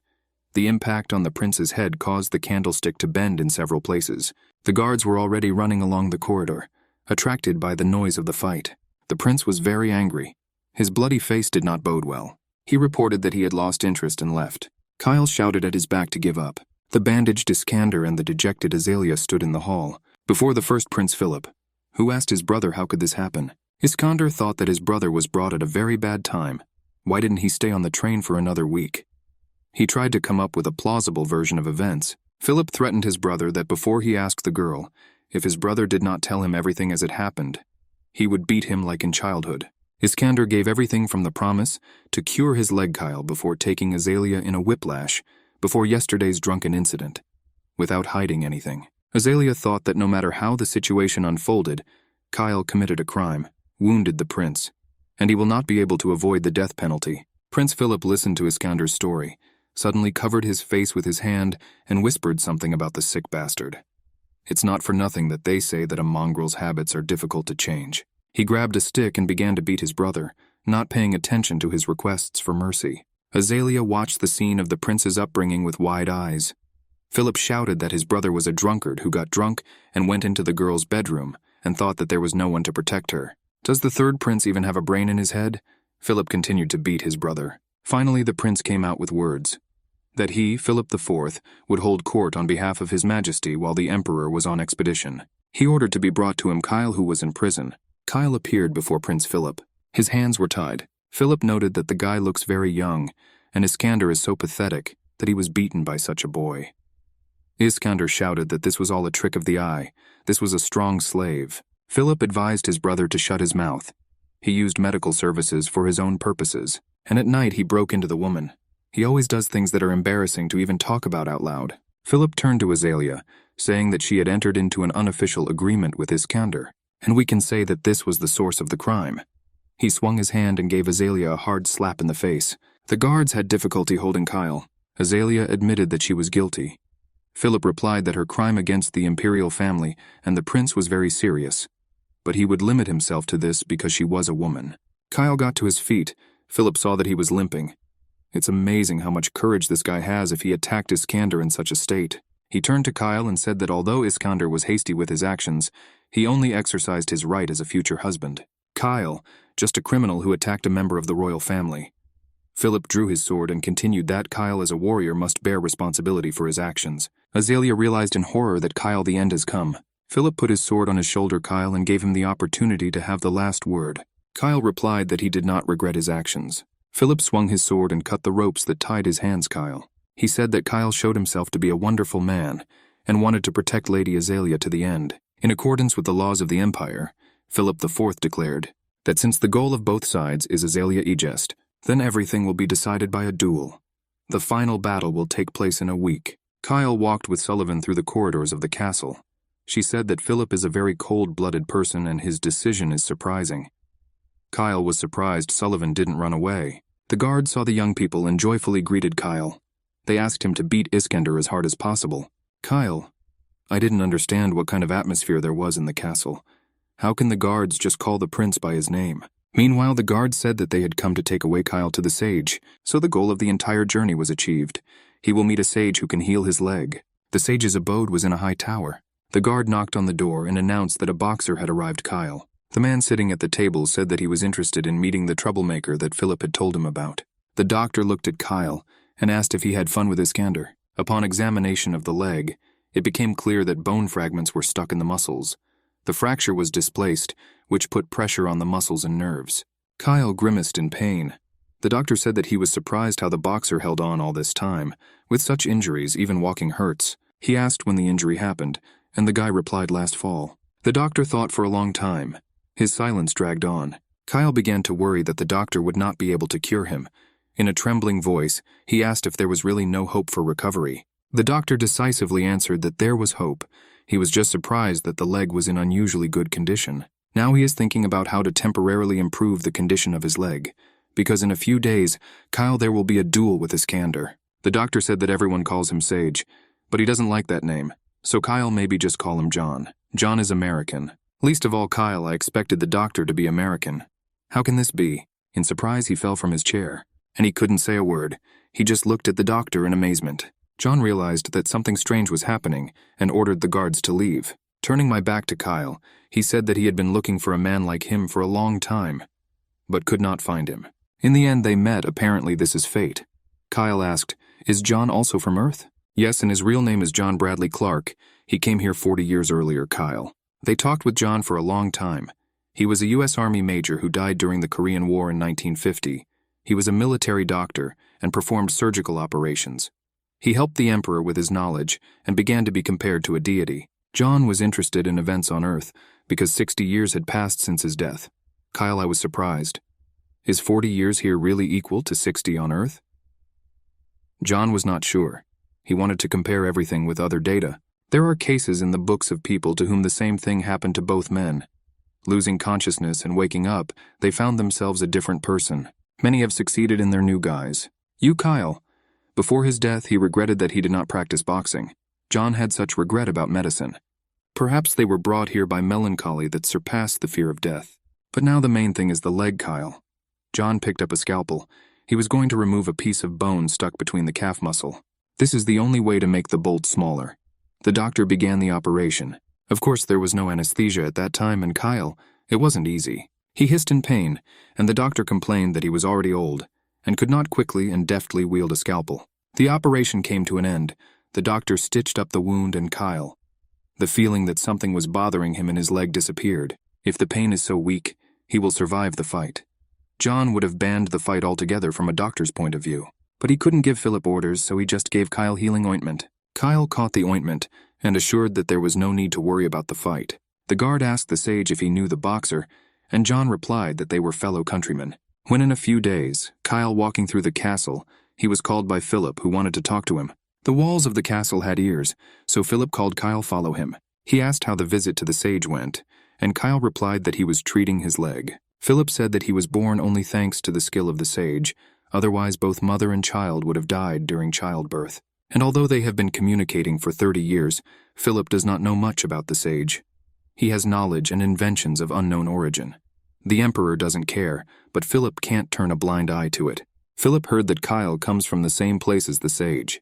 Over the past 20 years, the sage has never left the empire, and Kyle only 20 years old. And who is this Kyle, in fact? Philip really wanted to know this. A few days before this conversation, John heard the question, Kyle, why didn't Philip kill him on the spot? He hit the prince. The punishment for this crime is execution. According to John, Prince Philip will be able to raise local civilization to several levels. He is the ideal ruler that John has been training all his life. Philip strives for a republic, not one-man rule.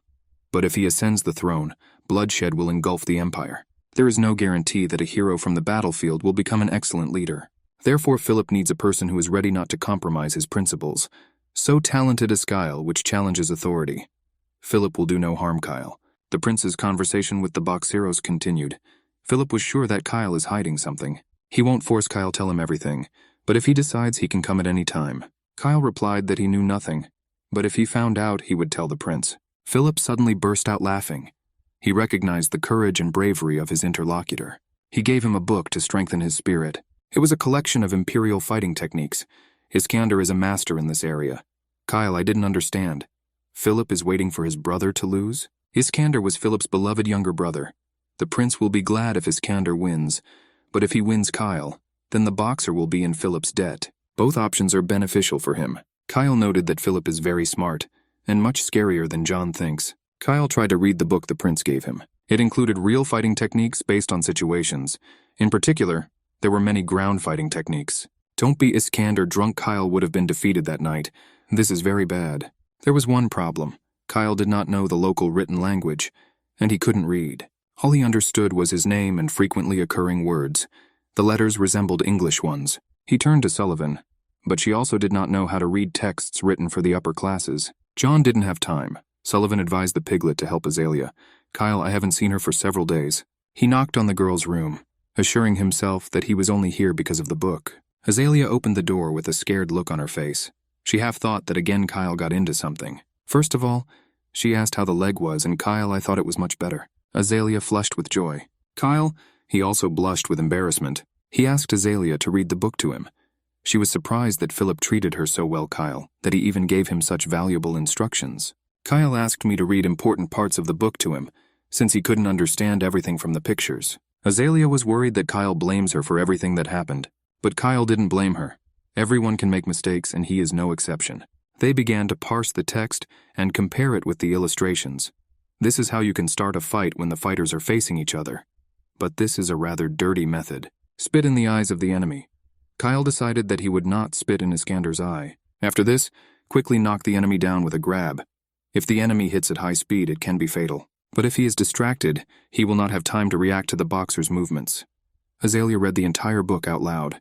Kyle realized that everything written in the book must be tested in practice, otherwise the book is useless. Azalea finished reading the book and asked how Kyle going to win. He's a boxer, and this fight is not designed for that. Kyle, I promised that everything would be fine. He got ready to leave and said goodbye. Azalea thought that if Kyle loses, she will have to live with Iskander, and she will not be able to change anything. She grabbed Kyle by the hand and asked not to leave. She really asked him about it.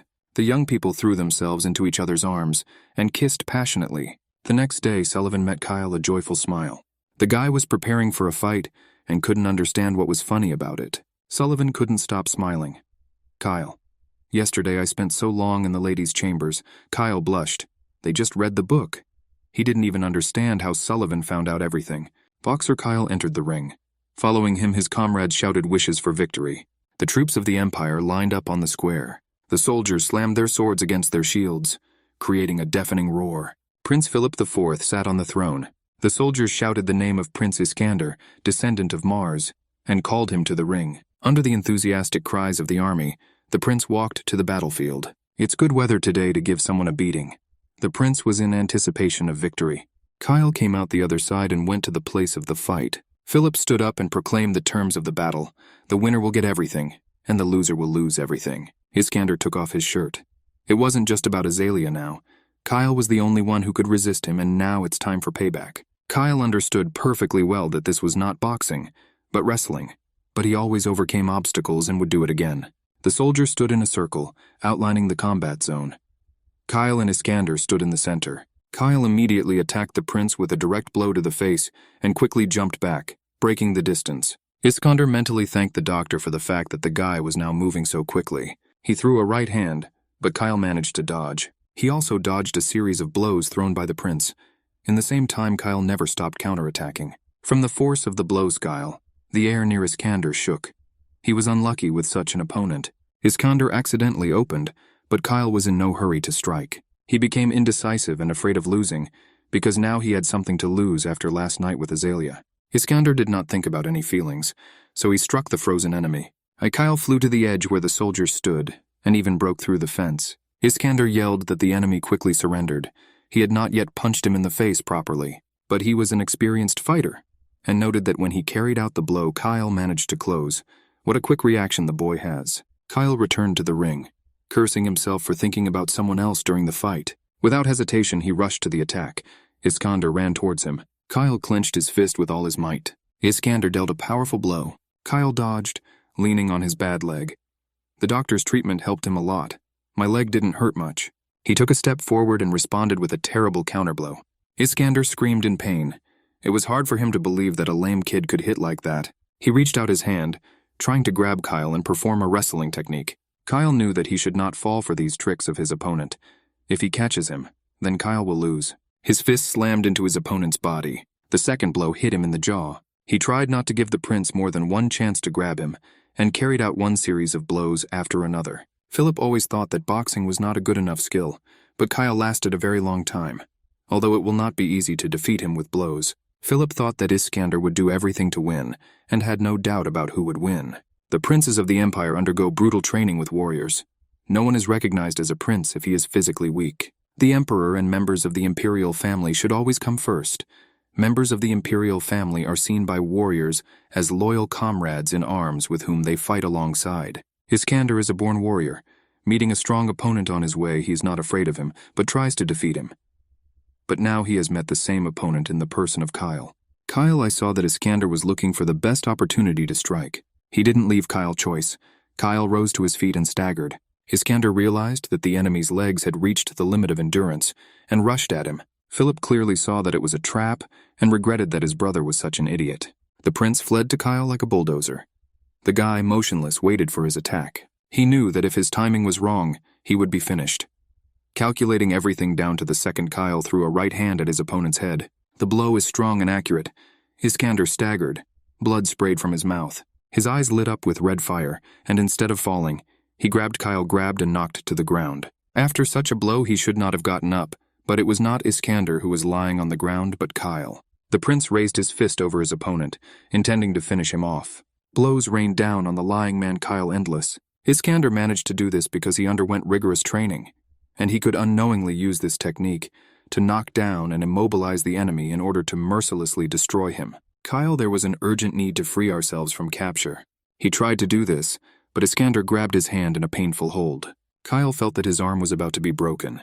He lay on the ground unable to do anything. He saw a fresh wound on the enemy's shoulder. He remembered that he had inflicted it on the prince that fateful night. Bent over, Kyle hit the prince in the wound. Iskander's face contorted in pain. He growled and unclenched his hands. Kyle could free himself.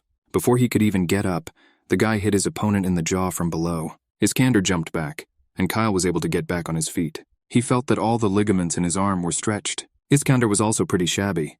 He was staggering. Kyle shouted how he likes to be in his skin. Iskander noted that the scoundrel turned out to be very persistent. Philip saw that Iskander looked very pleased, but he had never seen a member of the imperial family put so much effort into a fight. Skills, Kyle, keep up with his courage. At this time, Azalea came to watch the fight. She sat down next to the prince and apologized for being late. When she saw the beaten man Kyle, she could not contain her feelings. Philip asked her to sell it to him, Kyle, for any price.